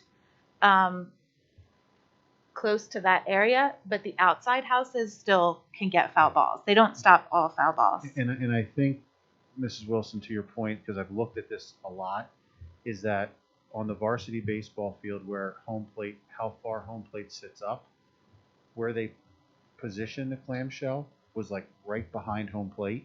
And on the JV baseball field, where home plate sits there, they put the clamshell back farther. So then when foul balls were hit on the JV baseball field, they're going over, because it's not right on top of home plate, where that's where the varsity clamshell was before. Correct. Tom, I don't know if you remember this, but when I'm sure you remember it, but I don't know if you remember the number. When we had talked about replacing the backstop as a part of the project to fix some of the runoff problems that we were having on the field, I recall that the number was like $40,000. That's my recollection. I'm sure it's in email somewhere, but the actual cost difference between what we're looking at now and what we were looking at the time wasn't very significant. I believe you're correct. Since you're here, Tom, I know it was, a couple of years ago when we made the decision, but it seems to me that drainage project that we undertook worked pretty darn well. Is that a fair assessment? It's been fantastic for us, yes. So I'm assuming their main reason is because of liability and long-term liability on this. Has this been covered under our insurance? Most of these particular cases, is it? Everything so far has been under our deductible. Okay. Gotcha. But as Mr. Jupina said, kids run down. It's about safety too. Okay. It's about safety too. Understood. I just texted Mr. Freeze, the coach. He said no other baseball fields in Berks County have the clamshell. Any other questions? Thank you, Tom. I appreciate that. And that's everything. Okay, Mr. Aarons, Finance, Facilities, and Audit.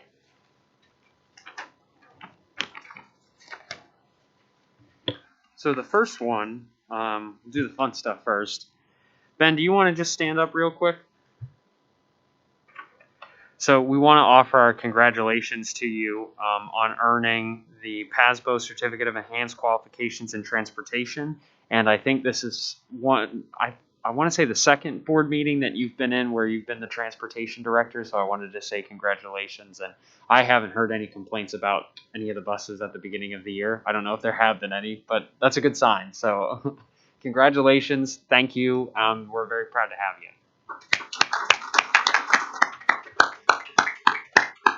It's a very festive tie as well. I appreciate that.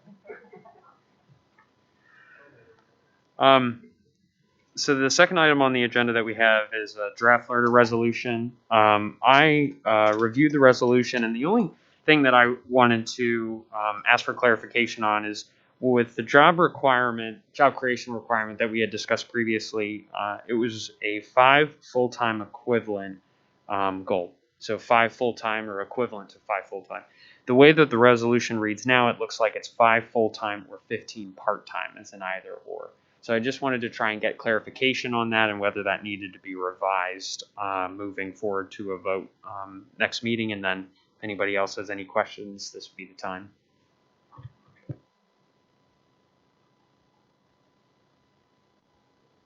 I think one of the things, if I remember right, talking to Sharon, you'd have to define what a full-time equivalent was. It'd be easier to say the number of part-time, because if you're talking 40 hours per week, or you're talking allowing 5 hours per week as part-time, and so I think it really comes down to is how many part-time do you want to allow, instead of trying to fight what a full-time equivalent is. Certain places is 30 hours a week is full-time, other places 40 hours a week full-time. Yeah, and I think in addition to that too, the way that the resolution reads to me is you could hire 5 or 4 full-time employees and not qualify even with 10 part-time employees.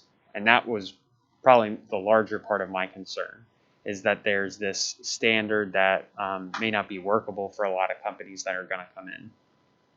Right. Okay. So you could probably put something in there that each full-time employee is equal to 3 part-time. Yeah. Sean, would you have some wording for that, or? I'm sure we could make that work somehow in that regard. I mean, to me, that's what it would be. It would be, if you're proposing. Right, either 5 or 15, or a combination of both, which would be. Yeah, you would have to define that it was on the scale that you're asking for. That it's 3 part-time equals 1 full-time. 5 or 15, the equivalent.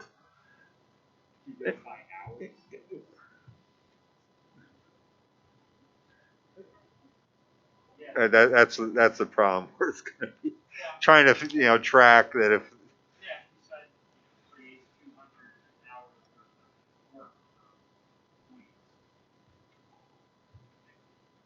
We were just trying to make it as simple as possible, if full-time or part-time, or Yeah, I see the current language is a little problematic because, in theory you could have 3 new full-time positions and 5 new part-time positions. And how do you, and if it doesn't meet the standard that way, they're not going to be able to, get the LERTA. Right. So I think, having some kind of a total that makes sense, total, employment positions makes sense, but it's got to be a little bit better crafted, I think. You're talking more of a combination then. It's 5 or 15 or some combination thereof. Yeah, combined. Equal to that. Because it's right now it's either or. You got 5 Right. full-time or 15 part-time. It doesn't really give you any combination or any total. I know what you're saying. I know what you're saying. I read the language. It's the way it's written could be viewed as being inflexible. It has to be one or the other, and there's no in between. I think the other designation is probably like whether it's a salary versus an hourly employee too as well. So that's the other kind of factor involved in that process. Because if you have a salary employee, it doesn't matter how many hours they do. Their salary. They get paid whatever rate it is. Versus an hourly employee, which every hour is counted. So whatever that equivalence of that scale is what it should be. But I have a little question here. So the other thing I know that I saw this is 7 years. That's what you put as the schedule for this, which is I think that's what we agreed upon versus the 10. I didn't get a chance to read through it, but is there anything where someone could be grandfathered into this provision at all? Like, for example, if somebody buys that business, will they still get the same provision, or will it restart?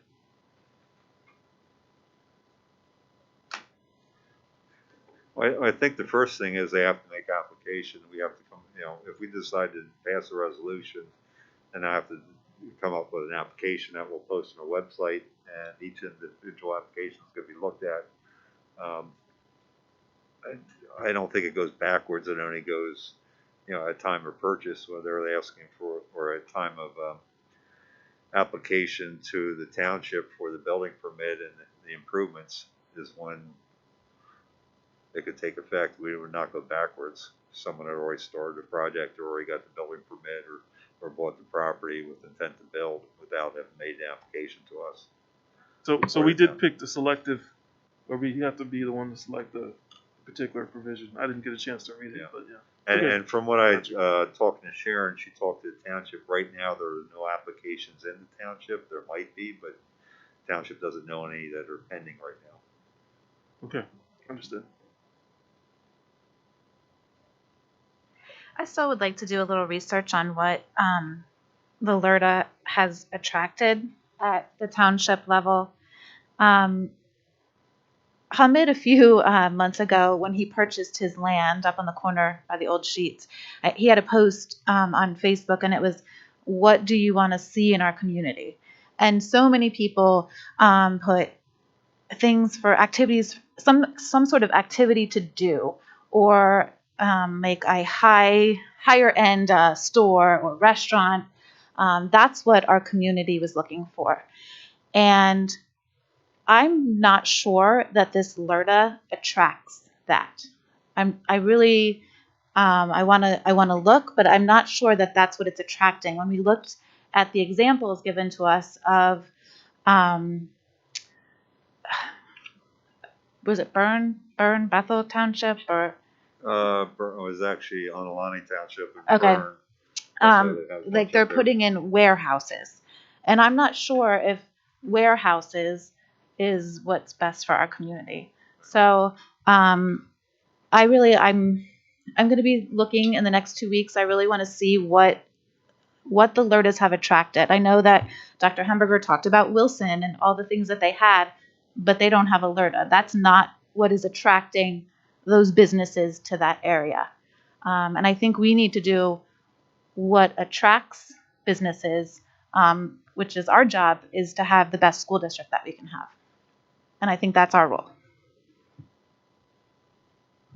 I don't disagree with that statement, Allison, but I guess my question would be, couldn't this have been something that would have enticed someone to buy that Sheets property and then turn it into what he's turning it into? Like, they could have applied for it for this as long as they met these standards. So they could do it for something small that's for the community as well. My concern is definitely the warehouses too, don't get me wrong. But my hope would be that we would attract the people that would do things like Hamid is looking to do on that Sheets property in Exeter and do more things for families. No, I think we would be blessed for companies like Godiva to do large expansions, or Boscov's to do large expansions, and I think that's something that we want to look at. And I mean, land use is not what the school district is in the business of doing. That's something that the township is doing, but this is just a tool to assist in that process, especially as we are the primary taxing authority in a locality. So I think that, we want to try and give ourselves as much favors as we can when we're looking to attract those businesses. Because I agree, like I'd rather Reading Rocks move to Exeter Township and that's the first property that gets alerted. Like that'd be awesome. Probably not going to happen. And there are reasons for that, and they're myriad, but I certainly think that this is a step in the right direction for the community. I know that the township talked about this before with us, and that they're making a priority out of economic development and really moving in that direction, and working with Simona Collins, which is the township planner, to try and develop plans around some of that stuff and changing the zoning so that we're making sure that we're really marketing ourselves in the best way possible. So I think, the best way to get what we're all kind of hoping happens around Exeter is really to, encourage business development rather than try and pick and choose what we can see now rather than what we can't see. So perhaps this is a silly question, but could we eliminate that concern by saying we want no less than this many employees, but we don't want more than this many employees. Because if you think of a warehouse, they're going to have a lot more than 5 employees. So by doing, maybe that's a silly idea. I don't know. Just throwing my thoughts out there. Well, I think that I'm not sure if that would be a legal issue, but I think, let's say we did do that. I think part of the main reason we want to do this is because we want to have our community be more affluent and have a larger business development community to support the district. And the number one, thing that I would look to see in some of these plans is how many jobs are they going to create. And let's say, Godiva did a $1 million expansion or something because people like chocolate more than they ever have before. I don't know if that's true. I'm just giving an example. And they create 20 full-time positions. Like, that's a great thing for our community. And those are jobs that people can move into Exeter Township or some of the surrounding suburban areas with. And that's more tax revenue for the district. And, also good that we have that company around here. Same is true of Boscov's. Same is true, if they wanted to do, I don't know if you could do this per zoning, but you did second floors on some of the properties in the commons area. I think those would all be good things that we would want to encourage.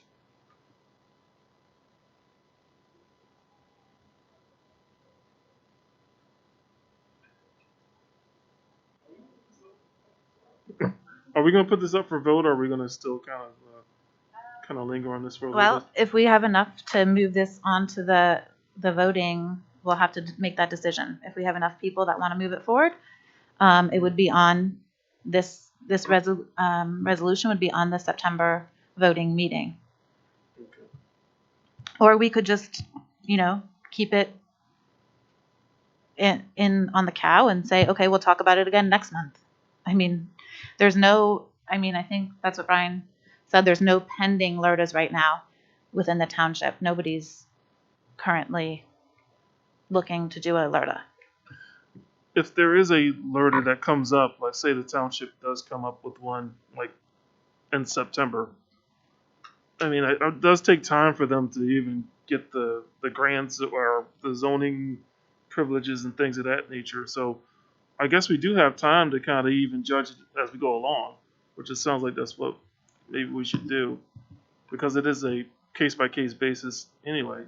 That's what it seems to be. Well, the largest impediment to business development is the time that you get from idea all the way to breaking ground. And when governments are involved, especially in this way where we're trying to incentivize development and you have to go through an application process and you have to get zoning approval, those processes of complexity and, being unsure about it are one of the primary reasons that companies decide not to invest, because there's less guarantees and time is money. And especially if you want to go and build a new facility, or if you want to move into a new facility in 2 years, and it's going to take 3 years because all of your land approvals and everything is delayed around those things, that's additional time. So to some degree, I don't disagree, but if we just set in this mentality of like, well, we can do this another time when something comes up and is obvious and we're like, ooh, we want to jump on that. That's kind of defeating the purpose of encouraging that business development. We're going to be doing that anyway, sounds like to me. Either way, we're still going to have to judge that business on a case-by-case basis. Anyway, Yeah. See what I mean? So that's the part that I agree with you. But to say that we're just going to adopt the policy later so that then they can apply later and then they can have a hearing later on top of all the other approvals that they have to do with the township, with the county, with the conservation district, even with the state, depending on the size of the project. That's where the complexity starts.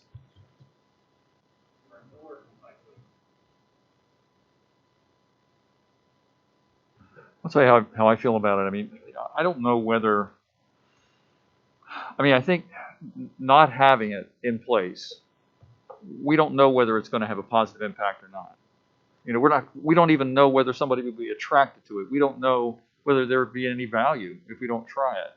And I think like anything else, if we would initiate it and do it for a period of time and are dissatisfied in some manner, I don't think there's anything preventing us from eliminating the program. But if we don't do it at all, then we never have any sense of whether or not it's of value. And we just continue to sit around and sort of debate whether or not we should do it. In my way of thinking, it makes sense to do it, give it a chance, see if it attracts, and look at the outcome, judge the outcome based upon the performance of the LERTA.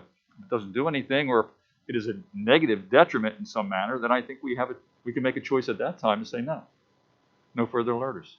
So, my way of looking at it. Well, yeah, I agree with you, Dr. Hamburger. Maybe you should, you got to be able to catch some fish, see if you put the bait out and find what happens. So, I mean, to me, I don't have a problem with that part of it because it's kind of just sitting there, So, and it is a case by case. So, I agree. All right. I feel like we've been talking about this for months now. and I feel like I think we're at a point that we should move it forward to put it towards us to make a decision at this point. That's my opinion. I agree with that too.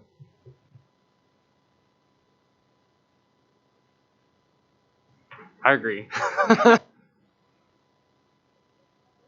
Are you guys okay with a change that allows there to be a rolling between that to get to that 5 full-time equivalent? So if it's 4 positions and then 3 part-time positions, or something. Yeah. So 4 full-time. I said that really wrong. Yeah. What Brian's saying. Yes. I don't have a problem with it. You're good. Okay.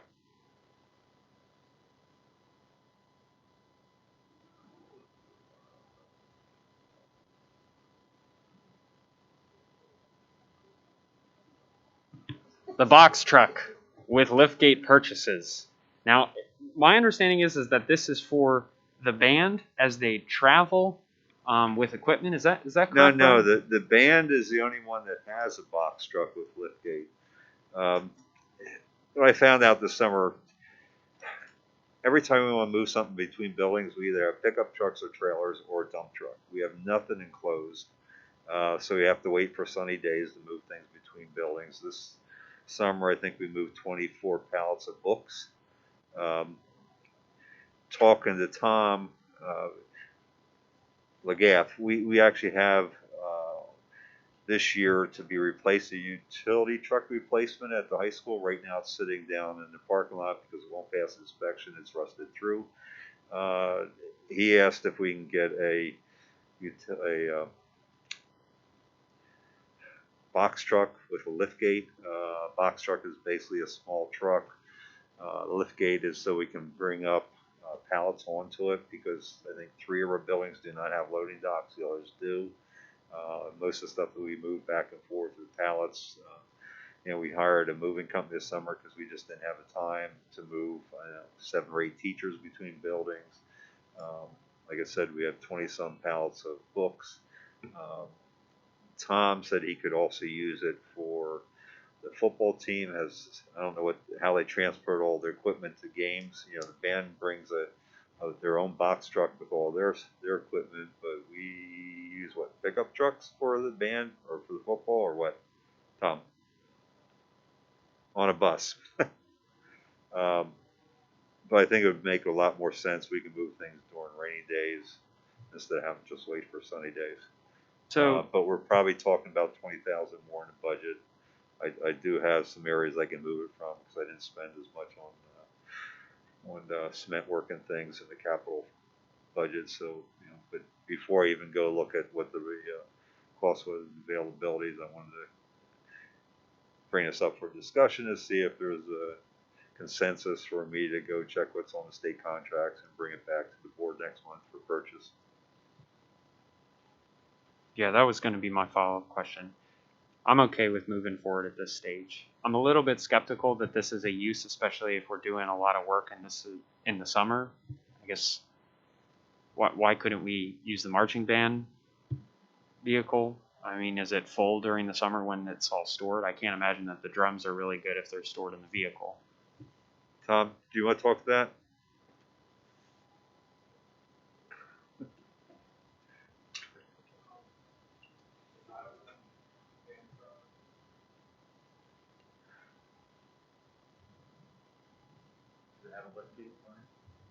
I don't think it has lift jack, but it is a box truck. Yeah, it's something we didn't even look into. I know sometimes it was having trouble starting a lot. There was a lot of money that I believe that was put into it with that, but never even looked to use that in the past. I'm actually pretty sure it doesn't have a lift gate because they tow a trailer behind it. Oh, yeah. Correct. You're correct. Yeah, and I think it does belong specifically to the band. I'm not sure if it's they bought it outright. The EMA owns I that think we van. just insure it. I don't know. All right. Would this be a brand new truck or a used truck? It'd be a brand new truck. I'd look. There's several state contracts we can buy them off of, but I didn't want to look into it before I even talked to the board to see if they, instead of replacing the utility truck, to replace that with a box truck. I don't know how often you're going to use it, but I know at the hospital when we need them, we rent them from Penske. Well, and I'm wondering why we can't put a cage on top of any of our pickup trucks. We could probably do that, but we still don't have the ability to. Our pickup trucks won't hold a pallet. The only thing that will hold a pallet is the dump truck, and we have 3 buildings that do not have loading docks. Are we moving furniture with this? Or are they boxes? We're moving boxes, we're moving furniture, we're moving file cabinets. Today I had a bunch of chairs brought over for the overflow area from the schools. This summer we had a lot of things moved between schools, from desks to tables to whatever, because everything was set up for the pandemic. Now we're back to normal classrooms, so everything had to be brought back to those areas. We use vans to move food back and forth. When we run out of food in one school, we send a van over to pick up another, take out back seat if we need room. But vans do not hold pallets of things. So let me ask you this question, and I don't mean for this to be damning in terms of if you say one thing, it's like, absolutely not, we're not getting this. But can we continue to operate without this? And what is really the downside to doing it that way? We can operate without it. Things get slowed down.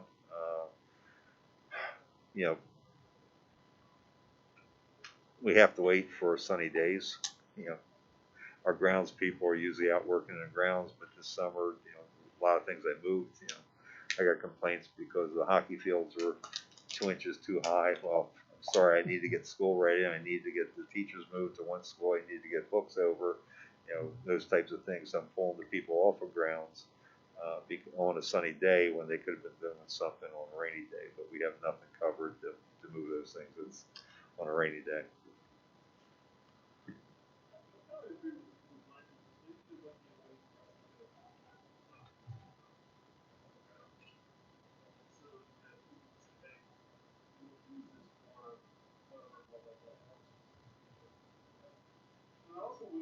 All right. We could also maybe look to maybe some donations or something. I don't know how we can work that out, but my thing is, I think maybe there's a way to kind of set up a little provision of maybe renting the vehicle or something at certain times when we need it during the summer, doing type of things. Or hey, you know what?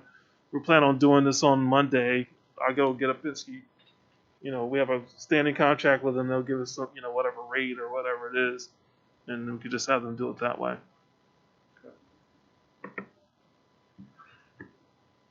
Yeah, we can do that.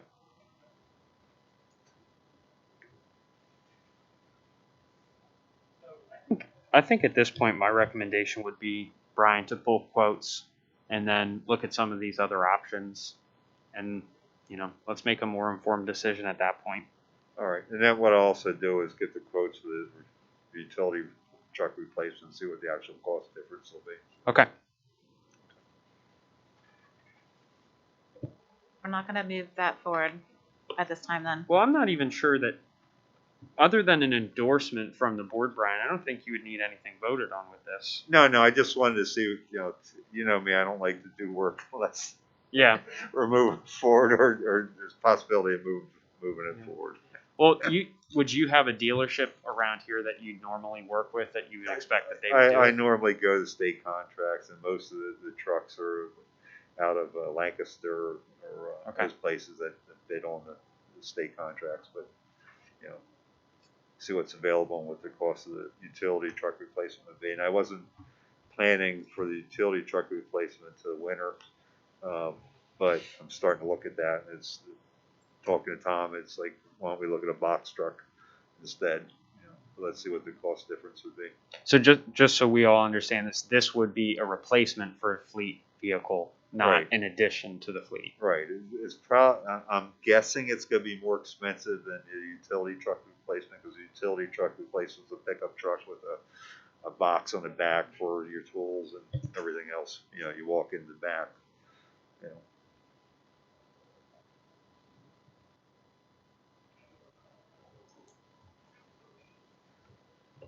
The only other thing. No, I have a question for this facilities committee. I wasn't sure when would be the appropriate time for me to ask it. No, I wondered if there was a quick update on the bus barn. Go ahead, Mr. Hunter. You literally read my mind. You literally read my mind. So we have bid openings on our RFP on the 17th of September. Is that right, Brian? Right. So the 17th of September, we'll formally open any. I guess they're not actually bids; they're proposals. But They actually are bids. We didn't. We went okay. out for a full bid. So it's general contractor, electrical, HVAC, and mechanical. And in that, there's also the option or alternative bids, I think, for a different type of lift, and also putting the conduit in for future electric charging stations, or at least having the conduit to out to certain bus areas. Yeah. So the first available time that we would be able to consider that, I believe, is the 22nd of September to make a vote on that.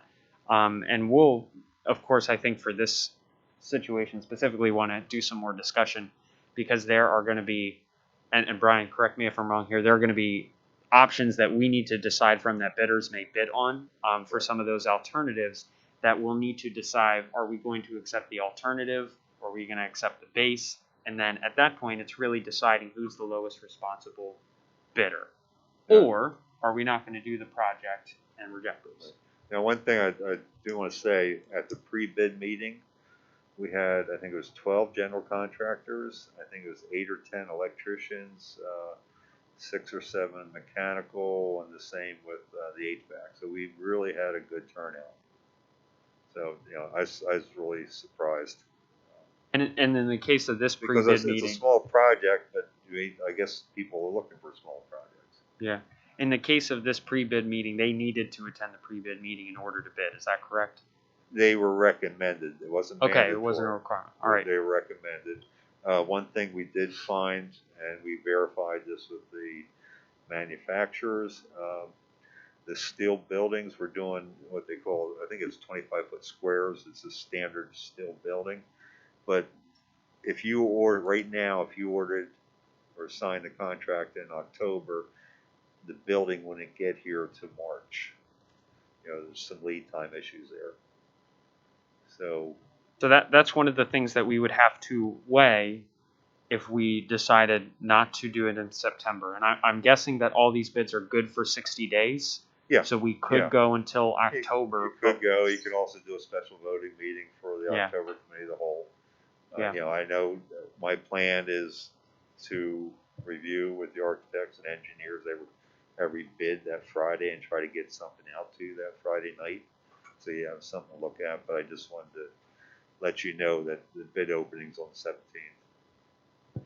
I think there may be value in even doing an informational presentation, whether we want to post that, to the board or on YouTube or something along those lines, because I think that there is value in making a decision as soon as possible because we want to keep this going and we want to get this in place as soon as possible because we do have a situation with the roof right now that's not sustainable. With that being said, I understand that this is a significant commitment of taxpayer dollars, and we want to take that really seriously. So preparing ourselves to try and understand where, we are right now would be a good use of your time over the next week and a half when we get ready for that information. But if there's anything that the administration can do to provide us, that information Friday night or other formats on Monday evening or something along those lines, so we can come in having been able to digest some of this in a more informed way. Because not all of us are going to be familiar with being able to read through that. I think it's like 60 pages or something like that. Which book? There's the two of bid. them. Okay, yeah. So being able to digest that down so that we really understand what the decision points are so we can really have the best opportunity to make a decision at that Tuesday night meeting.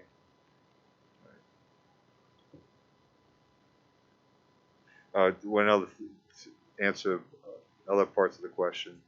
The MPDS permit doesn't seem like there's going to be a problem with the county or the state. The township has already moved us forward as long as we get the MPDS permit, so there's nothing else holding us back. There's one of the alternatives is three-phase power going there, so we actually have it down the road, which we do right now, but we'd have it for a better type of lift system, which requires three-phase instead of your normal 240. And also, if we ever do go to electric buses, that would require three-phase. But right now, I think the guesstimate on that, and that would be on us. The Med gave us, or First Energy, whatever they're called, between 20 and 40,000 to run the poles up in the three-phase up to the property. So that would be an add-on. It's not in the contract, but that would be an add-on. And my recommendation, if you go forward, is to do that right now, because down the road everything goes up. Will our architect be present for the Tuesday evening meeting? Okay. Yes. The other thing is we will, that's included in this, we will hook up to the public water. Right now we have a well there. It's not contaminated, but tastes funny, so no one drinks the water. We just use it to wash the buses. And the line is right out front, so we hook up to public water there too. I would ask that when we do that, we have a separate meter for the wash bay, so we aren't paying sewer on what we're washing the buses with just for the bathrooms. I think what I want to try and do is get with Kim and Allison and you, Brian, maybe to talk about some of the ways to present that information that evening, because this is a really significant investment, and I think this has also been an issue that we've gone on a long time, and we don't want to take for granted the fact that it's kind of been off our radar for a while. So I'll let everybody know about that, and if you have any suggestions about how to best do that, feel free to shoot me an email or shoot Allison an email. All right. Policy Committee, Dr. Hamburger. Thanks, Mrs. Wilson. We've got two policies on the agenda for our next board meeting, our voting meeting, and both of those policies are for second reading, so they've already been subject to some of our discussions and review. They've already passed for first reading, and if anybody has any questions or concerns about them, we can talk about it, but I have a feeling that most of you have had ample time to look at them and are satisfied with the wording. Title I comparability is a new change that is related to the requirement that we have for assuring that we're spending money equally among the various schools. And the volunteer policy basically just added the component associated with the senior citizen volunteer tax credit program, which we had been doing previously, but we just added it to a policy as per the changes in Act 20. Any questions on those two policies? Any concerns? Okay. So we'll be recommending that they move forward. Yeah. Did we want to talk about our public comment policy at all? I'm not prepared to talk about it, but we can talk about it, if you'd like to. I think it was brought to my attention that we other school districts have their public comment in the beginning for the purpose of talking about items on the agenda, and public comment again at the end for more open choice. So we were talking about if we would be interested in making that change to our policy. Currently, our policy says all public comments at the beginning of the meeting. Thoughts? I think I'm trying to locate the actual policy itself. Is it in the 900 section? 906 public, that's public complaint. I think 903. that'd be 93. 903 is public participation in board meetings. Yeah, and I think in that particular policy, it currently reads that all public comment is at the beginning of the meeting. So yeah, I mean, if that's the interest of the board to kind of break that up and to kind of have non-agenda related comments at the end of the meeting, we can certainly, Dawn and I can work with PSBA and with with our solicitors to make sure that we have reading for your consideration. So I'm sorry, just to confirm, you're saying comment in the beginning and a comment in the end. Agenda related. It's just, I think it's specific change, right? So that the comments at the beginning would have to be about an item that was on the agenda, and the comments at the end could be on any topic. You have to sign up. Yeah, I mean, we could maintain the same sign up. Again, I think this came out, I think we're talking with Sharon, and Sean, you can speak to this. I think the vast majority of districts handle it that way, so that if there's, some random issues that a whole bunch of people want to talk about, that the board can still get to the business of the board by having it focused on agenda items, get them completed, and then at the end, can have it be any topic whatsoever, but it narrows the focus to the agenda item, which is really why you have comment at the beginning, so the board can hear what the public has to say prior to the vote. And if the public wants to comment on non-agenda items, I think, and I don't know, Sean, if you have some information about why most districts do it that way beyond just kind of narrowing the focus. Well, just for the reason that you said, plus there's a legal reason, obviously, for the Sunshine Act and everything. The public has to be given the opportunity to comment before the actual vote is taken. So that's why a lot of boards will leave it just for the actual agenda items, because that fulfills the obligation under the Sunshine Law that people can actually comment on something before you take official action. And then a lot of boards, because there's other topics that people may want to discuss, they throw in the comment section at the end too that's more wide ranging. It can be on virtually any subject.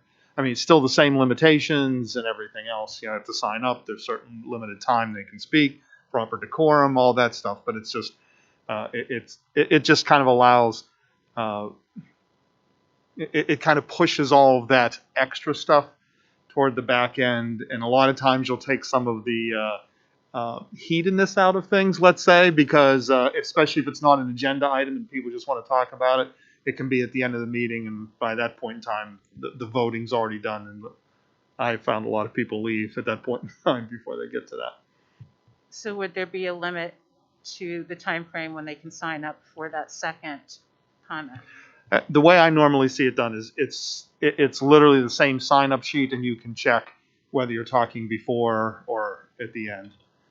So same type of idea, same sign-up sheet. Just the one question I have is currently the allocation of time is limited to 30 minutes for public comment. So how does that work? Would there be 30 minutes in the beginning of the meeting, 30 minutes at the end of the meeting, or is it the total 30 minutes of public comment?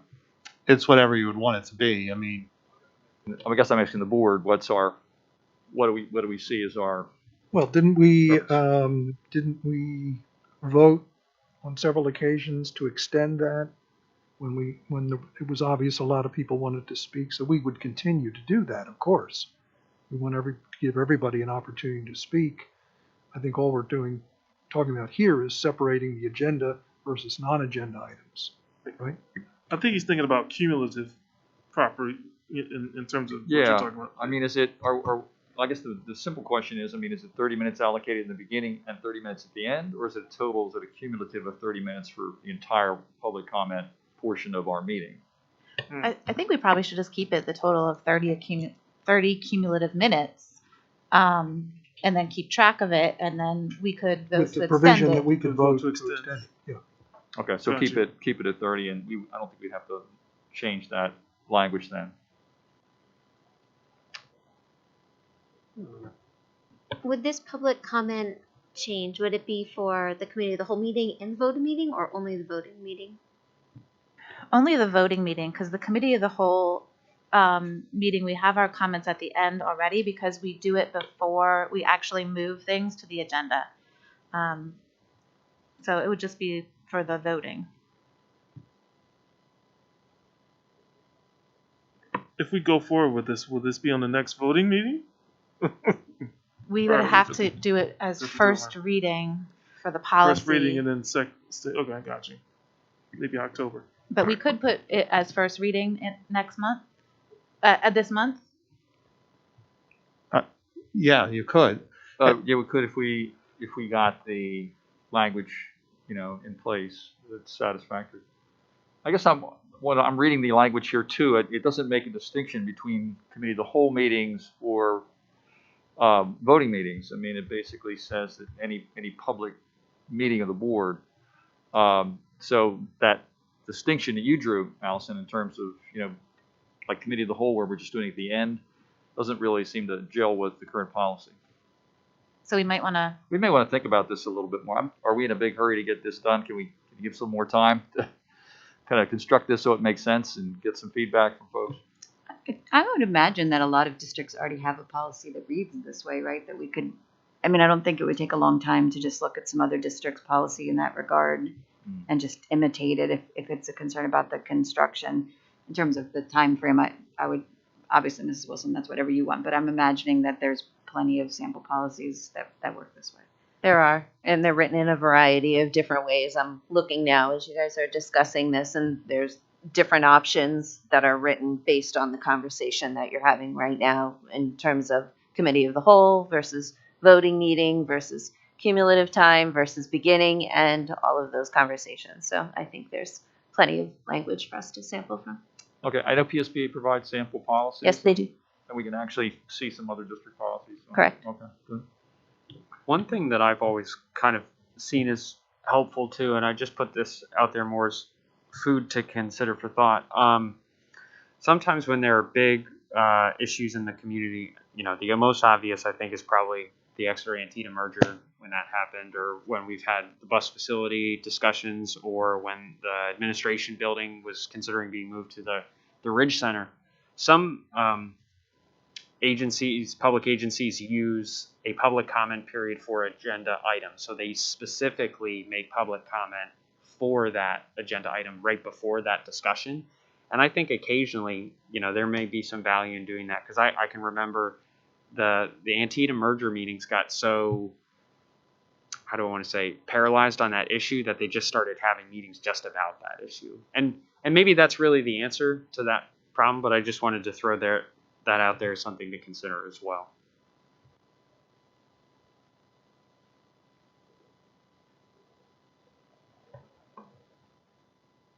Okay, I think we'll work on that. All right, thank you. All right, so then number 7 on our agenda is election of PSBA officers for 2022 that we'll vote on. This is the state, I believe it's for the PSBA president for the state or for our region? State? Sorry. There is a regional rep, but it's also for the state, vice president, because vice president then becomes the president the following year. Board of directors, and the East Zone representatives for us. All right, so we will vote on that I think there's the first one you have to choose. You don't Yeah. even pick one. You have Yeah, to can I choose ask that between question? two. How are we going to, I mean, all the other ones, it's pretty well defined. You know, numbers 2, 3, and 4, you know, there's no question who you're going to vote for. How are we going to separate the vote on number 1? Because we have 2 choices there for one position. Normally, what I've seen before, someone makes a motion for one of them, and if it passes, then you don't go to the second one. So, you know. So we should break that out separately, at least at the meeting, so we can ask for a have an motion. individual vote. Motion and who they want to vote for. You know, the first motion that gets up there and gets a second, you vote for it. If you get the majority, that's the person you vote. And just so I understand this, Brian, when we vote, we're only casting collectively one vote at convention. You are casting the vote for the district. In fact, when you're done voting, I go online and put the votes right in. Okay. And I get a confirmation back. Yeah. Is there any information that comes with the candidates? There should be a yeah. whole attachment on that, I believe. Okay. Under the file attachments. Got it. Yep. It's difficult to choose between the two of them with just that attachment, frankly. Yeah. A video for each, with each one of the Oh, I candidates. didn't realize Yeah, I think that. if you go to PSBA site, there's also, you can go. I mean, right at the base of the of their brief bio is a video, like a 2-minute video presentation for each of the candidates. So I think it's worth looking at. I clearly had a favorite based upon the 2 that I saw, but I think everybody should really take a look at it. No.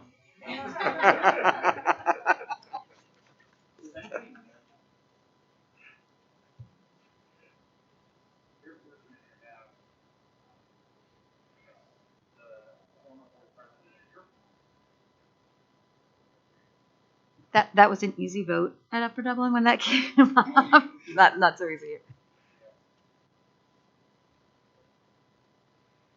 Okay. By the way, just a quick second. I did share this with the board, but Upper Dublin School District was severely damaged by the tornado, and the board president, Art Levinowitz, is the head of PSBA.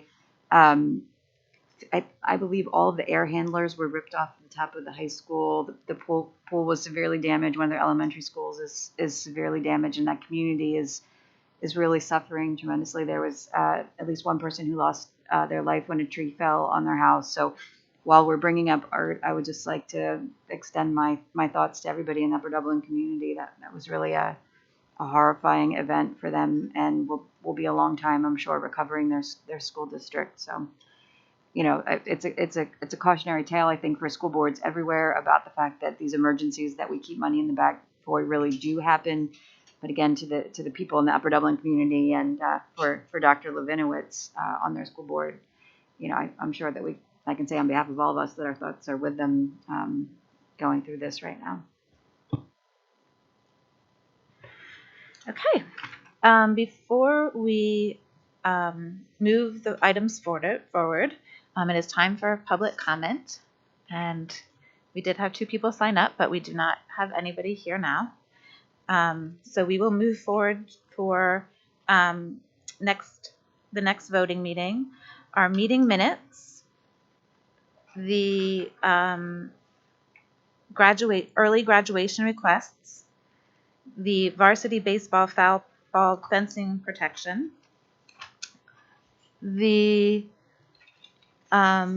draft of, the LERTA resolution, policies for the second reading, and possibly a first reading for the public comment policy, and the election of PSBA officers for 2022.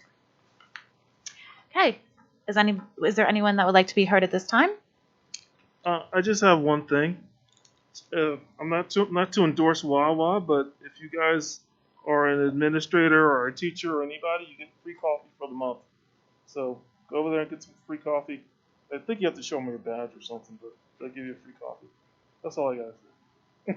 Sure, you want to endorse them? I would. I can tell you that nobody bribed me to say that. Okay, that concludes this meeting. Thank you very much.